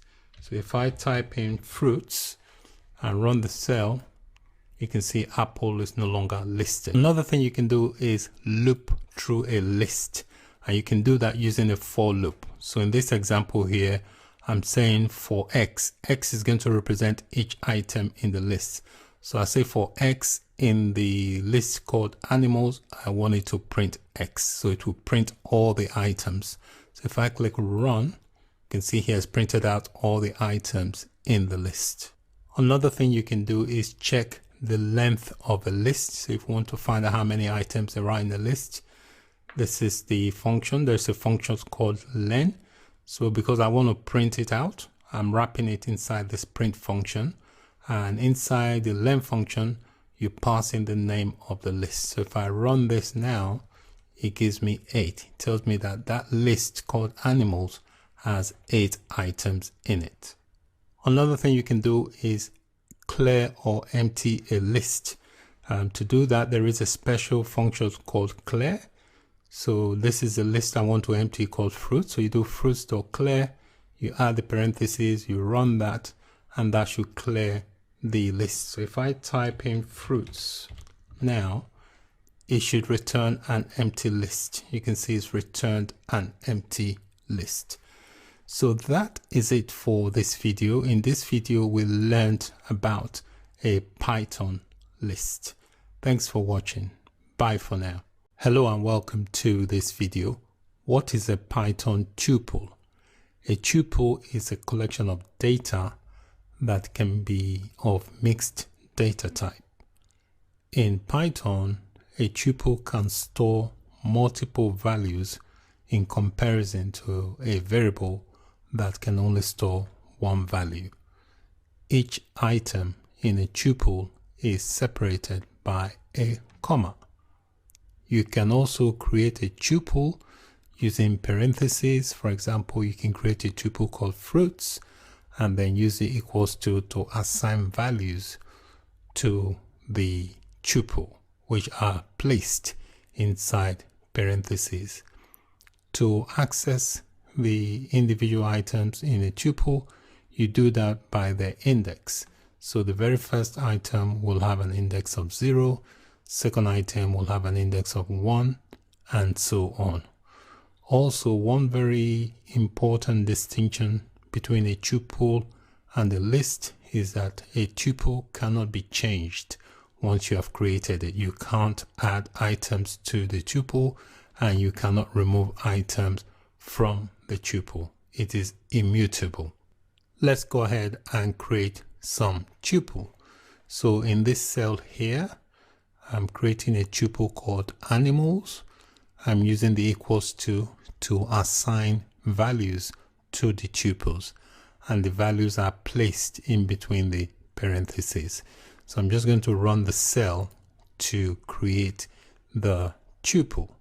So to access an item from the tuple, you use the index of that item. For example, if I want to access this item called goat, this will have an index of 3 because the first item has an index of 0, 1, 2, 3. So all I need to do is come here and call the name of the tuple, which is called animals, add my square bracket, and I'm passing the index of the item. So if I run that, that gives me goat. You can also use negative indexing to access the values of a tuple. Negative index basically will access the item from the end of the list. So here I'm accessing -1, which means I'm accessing the last item from the list, which is tiger. So if I run this, you can see here it's giving me the value of tiger. You can also specify a range of indexes to be returned from a tuple by specifying where to start and where to end the range. So in this example here, I'm using a print function to print out items from the list. So I'm using a range. So what I'm saying is that I want to print from index 2 to 5. So what that will do, it will start the search from index number 2, which is giraffe, and it will end it before index number 5. It will not include index 5. So it will give me the index number 2, which is giraffe, and index number 3, which is goat, index number 4, leopard, but it will not give me index number 5, which is lion. So if I run that, you can see here it's giving me giraffe, goat, and leopard. You can also use negative indexing on a range. Once you create a tuple, you cannot change it. What that means, you cannot add to it, neither can you change the values. So in this cell here, if I try to change the value of this tuple by trying to reassign the index of 0, which is this bear, if I try to replace that with kangaroo, I will get an error. So if I run that, you can see here, it tells me here, tuple object does not support item assignment. That's because once you create a tuple, you cannot append to it, you cannot change it. Another thing you can do is loop through a tuple. Looping basically means it will iterate through the tuple and print out each item. So I'm saying here, I'm using a for loop. So I'm saying for x in animals, print x. X will represent each item. So if I run the cell, You can see here it's printing out all the items in the tuple. If you want to find out how many items there are in a tuple, there is a special function called len, which enables you to return the length of the tuple. So here I am wrapping the len function inside the print function, and I'm passing in the name of the tuple inside the len function. So if I run that, that returns the length of the tuple, which represents the item in the tuple. You can also join tuples together. So in this example here, I'm going to be creating 3 tuples. So the first one is called letters, and I'm assigning it 3 values, A, B, C. Second tuple is called numbers, and I'm assigning it 3 values, 1, 2, 3. The third tuple is called letters underscore numbers, and the values for this I am joining using the plus operator to add the tuple called letters to the tuples called numbers. So let me run this cell. So now if I reference this tuple called letters underscore numbers, if I run that, you can see it gives me ABC 1, 2, 3. The key thing to remember about a tuple is that once a tuple has been created, you cannot change the value, neither can you add to the tuple. So the tuple is unchangeable or immutable once it has been created. So that is it for this video. In this video, we learned about Python tuples. Hello and welcome to this video. What is a Python dictionary? A Python dictionary is a collection which is unordered, which can be changed, and which is also indexed. A Python dictionary is created by using curly brackets. Also, a populated Python dictionary will have keys and corresponding values. So the data inside a populated dictionary is paired. Paired in the sense that they have keys and the keys have corresponding values.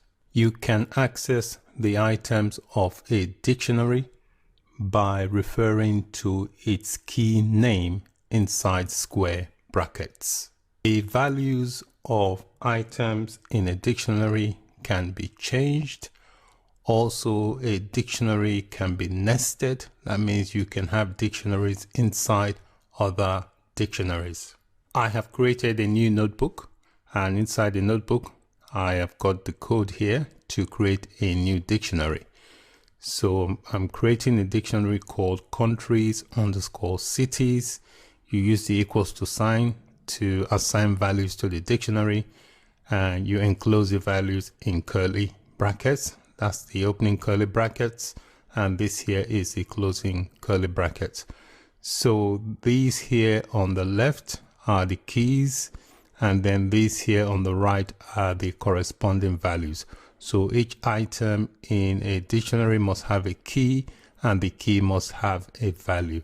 The key is always on the left and the value is always on the right, and then they are separated by the colon. So you can see here, these are all keys and these are their corresponding values.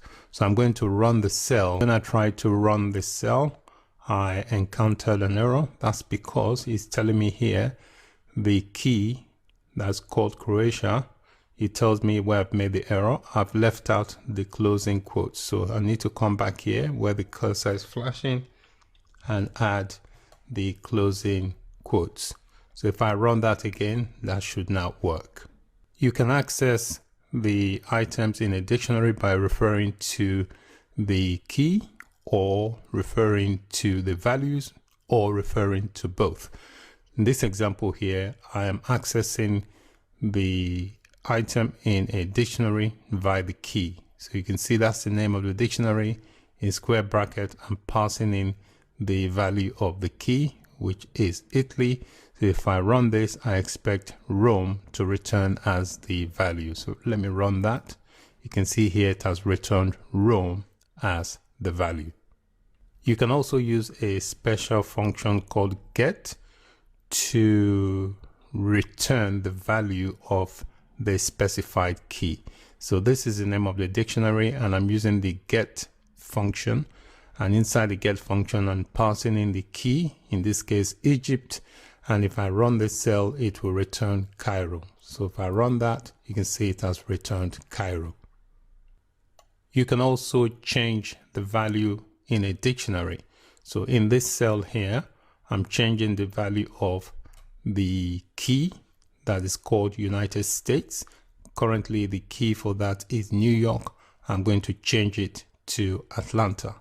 So if I run this cell now, it should have changed that to Atlanta. If I run the dictionary and just pass in the key United States, it should change it. You should see the change we've just made, which is Atlanta. It should now show Atlanta as a value instead of New York. So let me run that. You can see now it's returned Atlanta. You can also add items to a dictionary. Inside this cell here, I'm adding a new key, which is Japan, and I am setting the value to Tokyo inside this dictionary called countries_cities. So I'm going to run this cell. You can notice here that I've got an indentation error. That's because I've accidentally indented. So you can see where the cursor is flashing. I need to move back so that I'm indented properly. If I run that again, you can see now that has worked. So if I print the dictionary, it should now include the new key I've just added, which is Japan. So I click to run. I can see here is added Japan as well. That's Japan is the key and Tokyo is the value. You can also remove items from a dictionary. There are several ways to do this. The first way is by using the pop method. So you call the pop method on the dictionary and you pass in the key of what you want to remove. So I've passed in the key Japan, and this will remove the item for the specified key.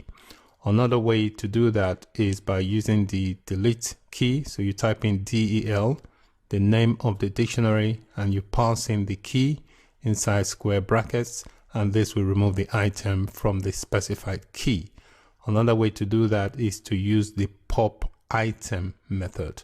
And inside the pop item method, this will remove the last inserted item. All right, I've commented out both because I don't want that to run. I only want to run the pop method. So let me run that, and that will, I've run that. And also this print function here prints out the modified after removing Tokyo. You can see Tokyo is no longer on the dictionary list after we've removed it using the pop method. You can also loop through the dictionary keys. To do that, you use the for loop, which you use to iterate over the dictionary keys. So we say for X in the dictionary called countries_cities, you print X. X basically will represent each of the keys. So if I run that, you can see here, all is done is printed out just the keys.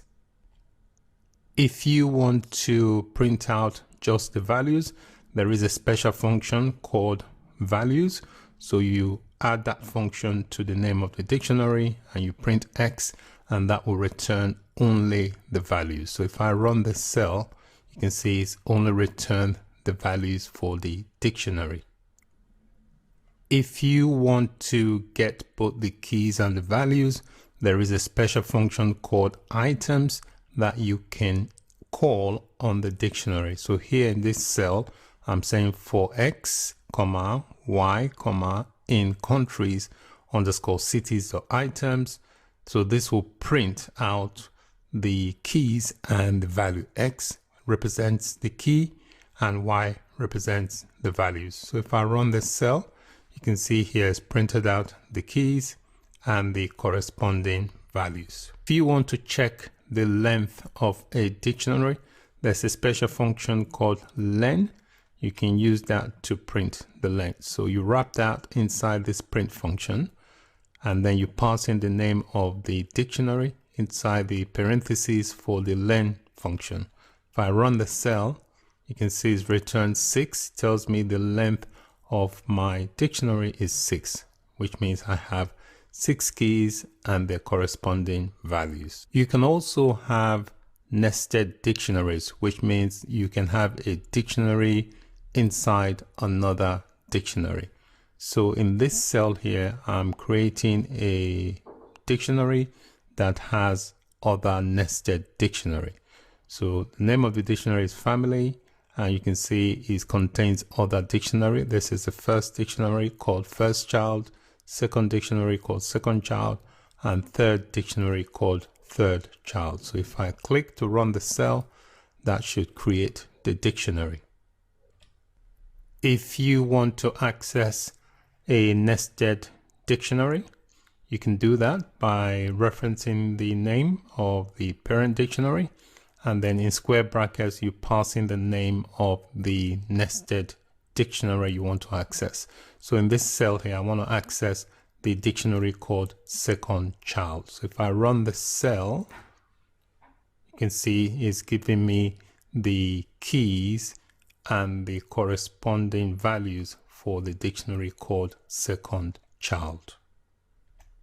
You can also clear or empty a dictionary by using the clear method. So I'm calling the clear method on the dictionary called family. If I run that, that should clear it. So if I now call the dictionary, it should return an empty dictionary. If I run that, you can see here it has returned an empty dictionary.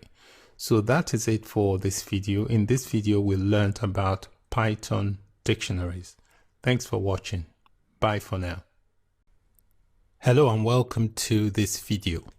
What are Python operators? Python operators are used to perform operations on variables and values. There are different types of operators in Python, so I'm going to cover some of the operators in Python. The first one is the arithmetic operators. So these are basically used with numeric values to perform common mathematical operations. So they include things like plus, subtraction, multiplication, division, and this here is called the modulus operator. The next type of operator is the assignment operators. And these type of operators are basically used to assign values to variables. So these are what the symbols look like. You've got the equals to, the plus equals, minus equals, multiplication equals, division equals, and modulo equals. We also have the comparison operators, which are used to compare values. And they include double equals to. If you want to compare if two values are strictly equals to each other, you use the double equals to sign. If you want to check if one value is not equals to another, you use this. If a value is greater than, you use that. If a value is less than, if a value is greater than or equals to, if a value is less than or equals to. So these are all comparison operators. The final type of operator I'm going to cover in this video is called the logical operators. They are used to combine conditional statements. So they include things like and, or not. I have created a new notebook. So inside this cell here, I'm going to add some operators and I'm going to run through the code to explain what the operators do. I have added some code into this notebook cell to illustrate how arithmetic operators work. So I'm going to start with the addition operator. So here I'm creating two variables, variable x and variable y. Variable x, I've given a value of 7, and variable y, I'm giving a value of 5. So I'm using the print function to print the value of x plus y. So this here is the addition operator. All right. So I will run the cell later. I'm not running the cell now, but I'm just showing you the examples of the operators within the arithmetic operator. Here we've got two values, value x, value y. I'm using the print statement to print the value of x, subtract the value of y. So this here is the subtraction operator. Next, we've got the multiplication. The multiplication in Python is represented by the asterisk. Again, we've got two values, x and y. We are using the print function to multiply the value of x times the value of y. And then here we have two variables, x is equals to 12, y is equals to 4, and we're using the print function to divide x by y. Slash is known as the division operator. We've got one more, which is the modulus operator. So we've got two values, values x equals 7, value y equals 5. We're using the print function to print x modulus y. Modulus basically means when you divide by a number, it will only return the remainder from that division. For example, if you divide 7 by 5, basically 5 can go into 7 once, remainder 2. So the modulus operator will return the remainder, which is 2. So let me run the cell and you can see the output. You can see here the first value here is 12, which is x plus y. So 7 plus 5 is 12. And the second value here is 2. So if you take away 7 from 5, which is the subtraction operator, that gives you 2. The third value here says 35, which is multiplication. If you multiply 7 by 5, that will give you 35.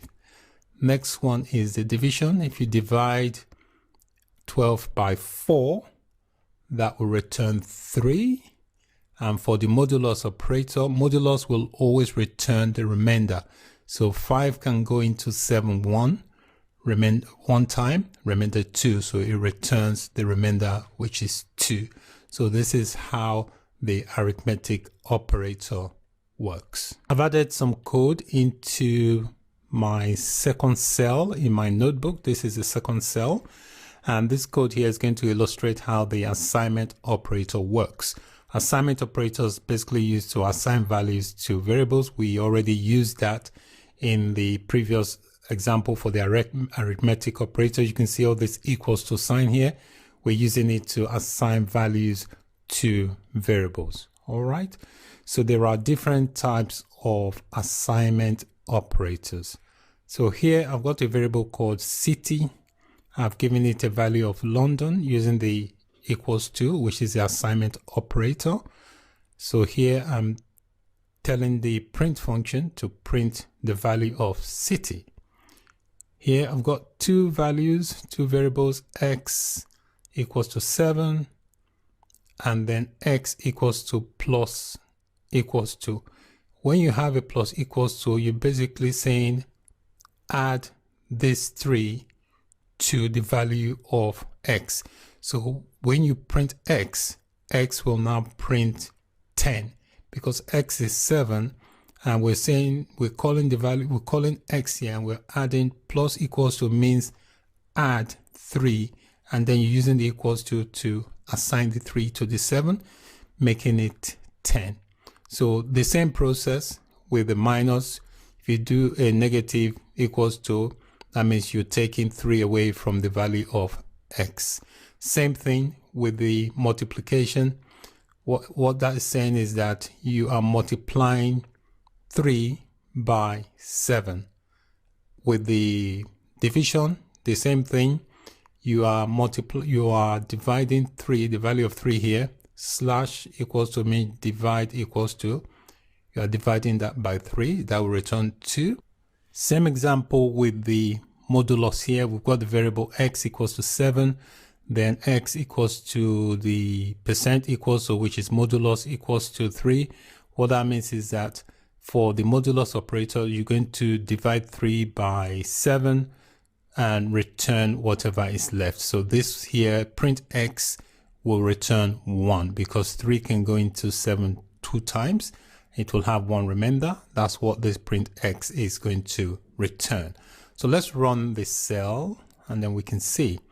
So you can see here, these are all the values. Let's go to the top of the value. It says we're printing x here, which is the value of city. And you can see here it prints London. And then the next one here, we have the variable x and we're adding 3 to it. So we print x, x now becomes 10. So the same thing here, we've got the variable x, which is 7. We using the negative equals to, it will subtract 3 from that, that will return 4. And then here we're multiplying 3 by 7, give us 21. And here for the division, we're dividing 3 by 6, gives us 2. And here for the modulus, 3 goes into 7 2 times, remainder 1, so the modulus will return 1. I have added some more code to a new cell here to illustrate how the comparison operators works. So comparison operators are basically used to compare two values. So let me run through the examples here.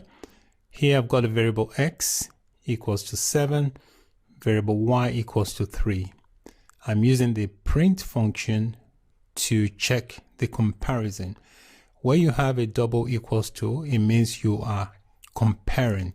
So it's saying print x is equals to. A single equals to is used to assign a value. Where you have a double equals to is used to compare a value. So note the difference. Here x equals to 7 is a single equals to. That is used to assign values to variables. Here in the print function, I am checking comparison here. So I'm checking if x is equals to y. All right. So this, if I run the cell, this is going to return false because 7 is not equals to 3. If we look in this example, x equals 7, y equals to 3, print x. Where you have the question mark, it means print x is not equals to y. This will return true because x, which is 7, is not equals to 3. And then we have, again, I'm going to use the same variables for the examples.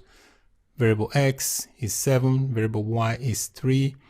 I'm using the print function to print is x greater than y. This will return true because 7 is greater than 3. Same thing here. We're checking is x less than y. This is returned false because 7 is not less than 3. Again, the same thing. We're checking x is greater than or equals to y. This will return true because 7 is greater or equals to 3. In this example, same thing. Check if x is less than or equals to y. This will return false because 7 is neither less than or equals to 3. So let me run the code and you can see the output. With a comparison operator, you always get a true or false value because you're checking things.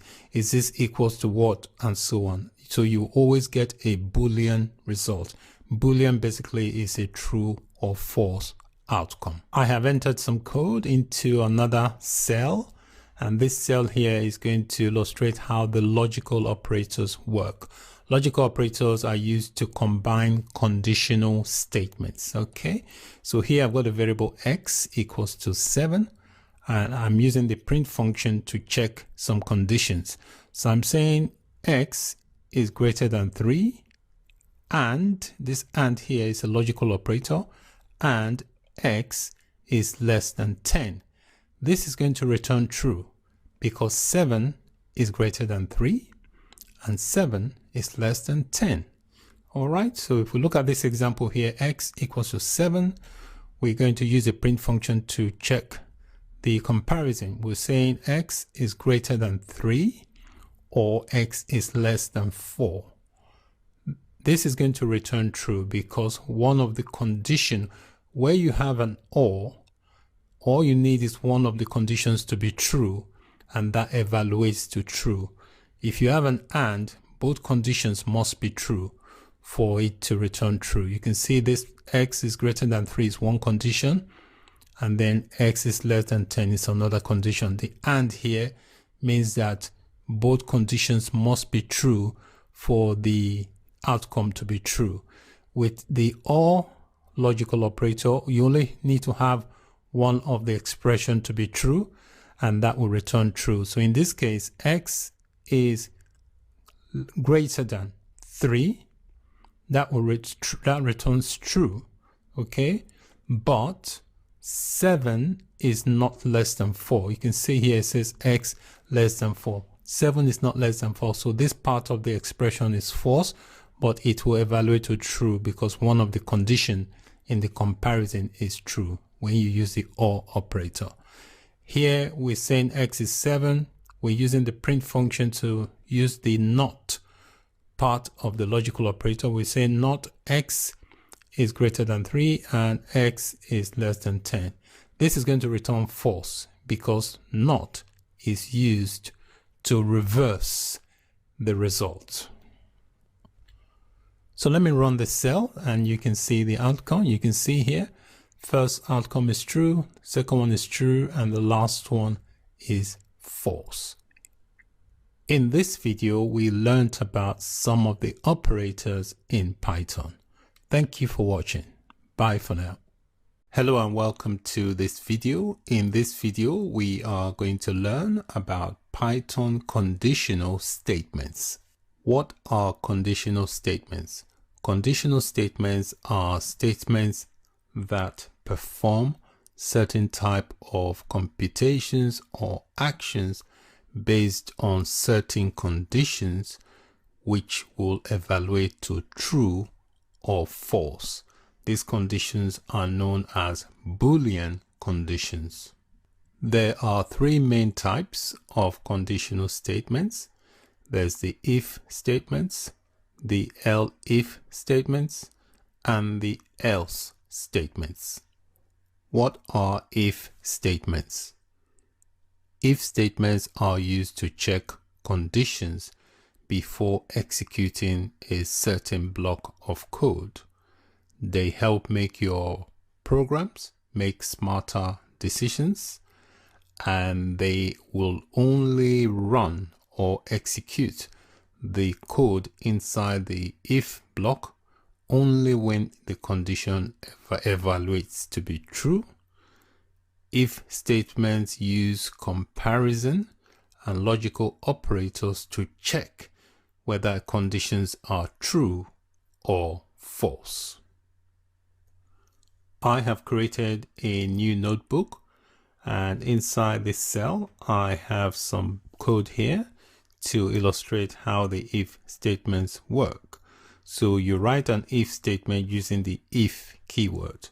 So I have a couple of variables here. Variable A has a value of 40. Variable B has a value of 80. So I'm using the if statement here to check if variable B is greater than A. Now that is the condition. So the greater than sign is what we use to check the condition. So B has 80 and A has 40. So B is definitely greater than A. So that condition will evaluate to true. So the code inside the if block. So when you write an if statement, you have the colon, and then underneath the colon is the block of code that will execute when the condition is true. So this print function here will execute this code that says B is greater than A because that condition is true. If the condition was false, nothing will happen. The code will not execute. So let me run the code by clicking on the run command. You can see it's executed the code inside the if block, which is this text that says B is greater than A. What are elif statements? Elif statements are used to check multiple expressions until they find a condition that is true. When they do find a condition that is true, it will only execute the block of code as soon as one of the conditions evaluates to true. So if you're checking for a few conditions, it will execute the code it finds for the first conditions that evaluates to true. I have a block of code inside my second cell to illustrate how the if statement works. So I have two variables. Variable A has a value of 40. Variable B has a value of 40. So they both have the same value. So I've got an if statement, which is checking is B greater than A. So if B is greater than A, the code inside the if block, which is a print statement, will execute. In this condition, the condition is false because both of them have the same value. So that code inside the if block will not execute. And then we have the code in the elif block, which is checking. So I'm using a comparison operator to check. If you have a double equals to, that means you're checking is something is equals to another. So I'm checking is A equals to B. We know that they are because they both have the same value. So the code inside the elif block will execute because that condition is true. They both are equals to each other. So let me run this cell and you will see that the code inside the elif block is the one that is being executed, which is this print statement that says A and B are equal. What are else statements? Else statements are used to execute a block of code when conditions evaluate only to false. Added some block of code here into this new cell to illustrate how the else statement works. So I have two variables. Variable A has a value of 20. Variable B has a value of 10. I've got an if statement to check if variable B is greater than A. If it is, the code inside the if block of statements, which is a print statement, will execute. In this case, B is less than 20, so that will evaluate to false. So that code will not execute. We move on to the elif code. In the elif, we're checking is A is equals to B. This will evaluate to false, so that code block will not execute. We move on to the else statement, which is going to evaluate to true because A is greater than B. So that code will execute. So let me run the code and you will see it's saying A is greater than B because that is the only condition that is true. We also have what is called a nested if statement, which is basically an if statement embedded inside another if statement. I have added a block of code into this cell to illustrate how the nested if statement works. So I've got a variable X, which has a value of 51. And I've got my first if statement, which is checking if X is greater than 10. That is going to evaluate to true. So the statement, which is the print statement above 10, is going to be printed. And then we have the second if statement, which is embedded inside the first one, which is checking if X is greater than 20. That is going to evaluate to true. So the print statement, which says above 20, is going to be executed. All right, so we have two statements that evaluate to true. So if I run that, we should have two printouts. The first one says above 10, which is for this one, and the second says above 20, which is for that. So that's basically how the nested if statement works. So in this video, we've learned about Python conditional statements. Thanks for watching. Bye for now. What are Python loops? Loops in Python is basically a sequence of code that you want to be repeated, or you want to run continuously until certain conditions are met. So if you have a block of code you want to execute several times based on certain conditions, you can use a loop, and that code will continue to run until certain conditions has been reached. There are two basic types of loops in Python. We have the while loop, which are basically used to execute a set of code continuously until a condition evaluates to false. So as long as the condition within the code is true, that block of code will continue to execute. The next type of loop is called a for loop, which is basically used to iterate over a list of items. So for loops are particularly useful when you're using a list, a tuple, or a dictionary. It can even be used to loop through a string. So the for loop, if you want to iterate and say print out certain elements or all the elements in a list, you can use a for loop to iterate over that sequence. I've created a new notebook. Inside the notebook cell here, I've added some code to illustrate how the while loop works. So with a while loop, you have to have an initial starter point. So I'm doing that with this variable called I, and I've set the variable to a value of 1. So now that we have a starting point, you can now start the while loop. So to implement a while loop, you type in the keyword while, and then you specify the conditions you are trying to check for. So I'm saying this variable I, as long as this variable I is less than 7, I want this print function to keep printing the value of I. So what this will do, it will continue printing I until it reaches 7. So once it goes past 7, that condition becomes false and the loop will stop.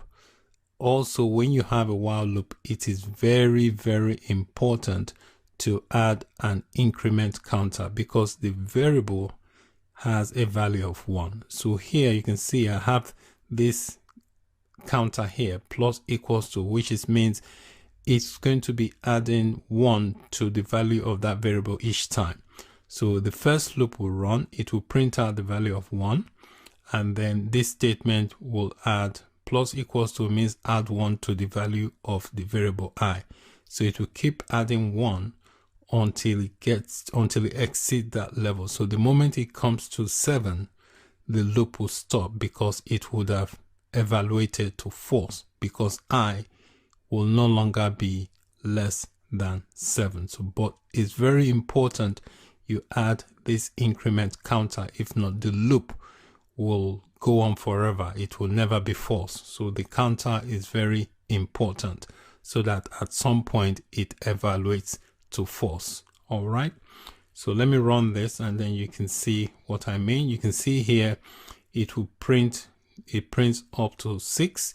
It doesn't print 7 because that basically is where the condition becomes false. So it will keep printing as long as this condition is true. So once it becomes greater than 7, it turns to false and then the loop stops. But it's very important that you always add the increment to the original value, which is 1.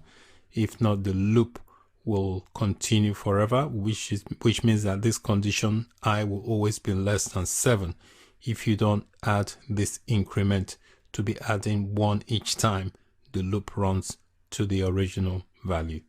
I've added some code here into this second cell to illustrate how to use the break statement with a loop.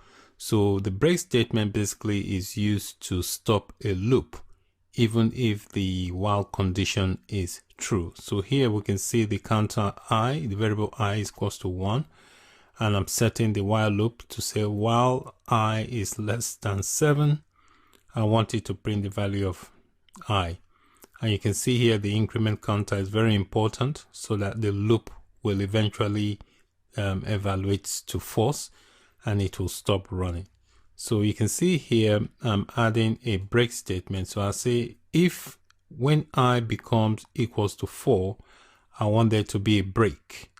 All right, so let's see how that works. We'll run that and you can see here it stops at 4, even though the condition is still true, because I at this stage is still less than 7, but we are breaking the loop using this break statement. You can also have the continue statement, which you can use to continue from where you stopped within the current iteration of that loop. So the continue works slightly different from the way the break statement works. So here we've got the variable I equals to 0. And we're saying that while I is less than 7, here you can see we are adding the increment here because the initial value is 0, so we are now increasing the value to 1. And here we're saying when I becomes 4, continue, and then we're telling it to print I. So you will see here when I run this cell that the number 4 is going to be missing from the report, from the result, because we're telling it to continue when it gets to 4. So it will skip 4 and then continue with the loop. So if I click run, you can see here it does 1, 2, 3, it skips 4 and then prints out the rest. I've got some code in this cell here to illustrate how the for loop works. So with the for loop, you have to use that to iterate over a list. So I've got a list here called fruits, and it's got different elements in it. So if I can use a for loop to iterate over this list of items and then print out each value. So to implement a for loop, you type in for, X here is going to represent each item in this list called fruits. So I say for X in fruits, print X. So if I run the cell here, you can see here it's printing out all the items within that list. You can also use a for loop to iterate into a string. So you see here I've got a string called strawberry. I can use a for loop to iterate over each character within this string called strawberry. So if I run that, you can see here it's printing out all the letters that make up the word strawberry. You can also have a nested for loop, which is a loop inside another loop. So here I have two lists. The first is called ADJ and the second is called fruits. They both have 3 items. So here I'm implementing a for loop. So I'm saying for X in the first list called ADJ, X will represent each item. And then the second loop, I will say for Y, Y represent each item in the list called fruits. So I'm using the print statement to print X, which will print all the items in the list X and the items in the list called Y. So if I run that to make more sense, you can see here it's saying red, which is this value, and then apple for the other one, and so on. Okay, so that's basically how a nested for loop works. It's a loop inside another loop. In this video, we learned about Python loops. Thanks for watching. Bye for now. Hello and welcome to this video. In this video, you will learn about Python functions. You learn how to create a function and also how to call or activate a function. What are functions? In Python, functions are pieces of code or code blocks that are used to do something. Basically, they are a group of related statements that are used to perform a specific task. Functions are useful. They help break your programs into smaller and modular chunks so that as your program grows larger and larger, the functions makes the programs more organized and easier to manage. Functions avoids repetition and makes it possible for you to reuse your code. So once you've created a function, you can reuse it as many times as you want. Once you've created a function, the function does not do nothing until you activate or call the function.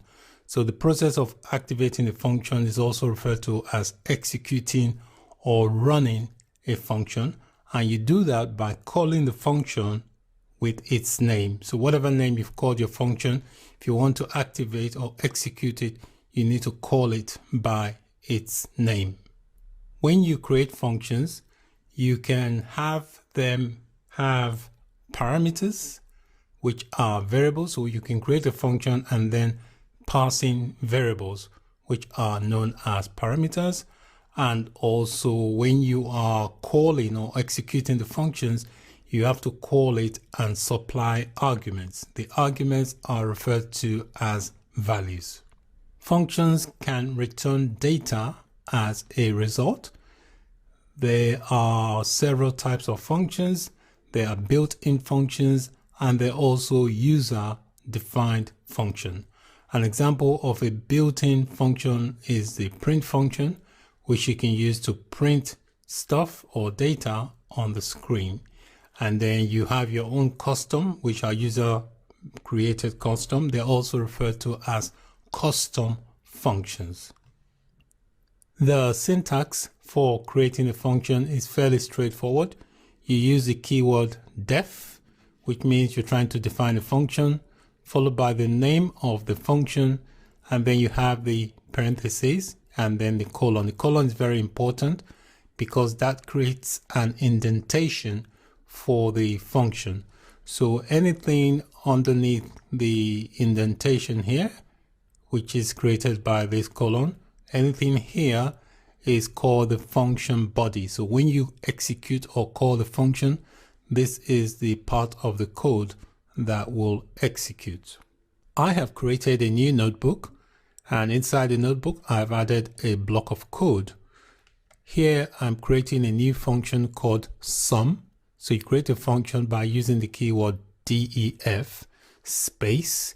You give the function a name, and inside the parentheses you can pass in parameters if you want to. Parameters are like variables. So you can see here I've passed in two parameters, x and y. You can also leave the parentheses blank without any parameters. So after you define the function, you add the colon. The colon creates this indentation level here. And then this is the code that will be executed when this particular function is called. So when you create a function, the function does nothing until you call or activate the function. So here I'm calling the function, which is called sum, and inside the parentheses I'm passing in two values. The first value will be for the variable x, and the second value will be for the variable y.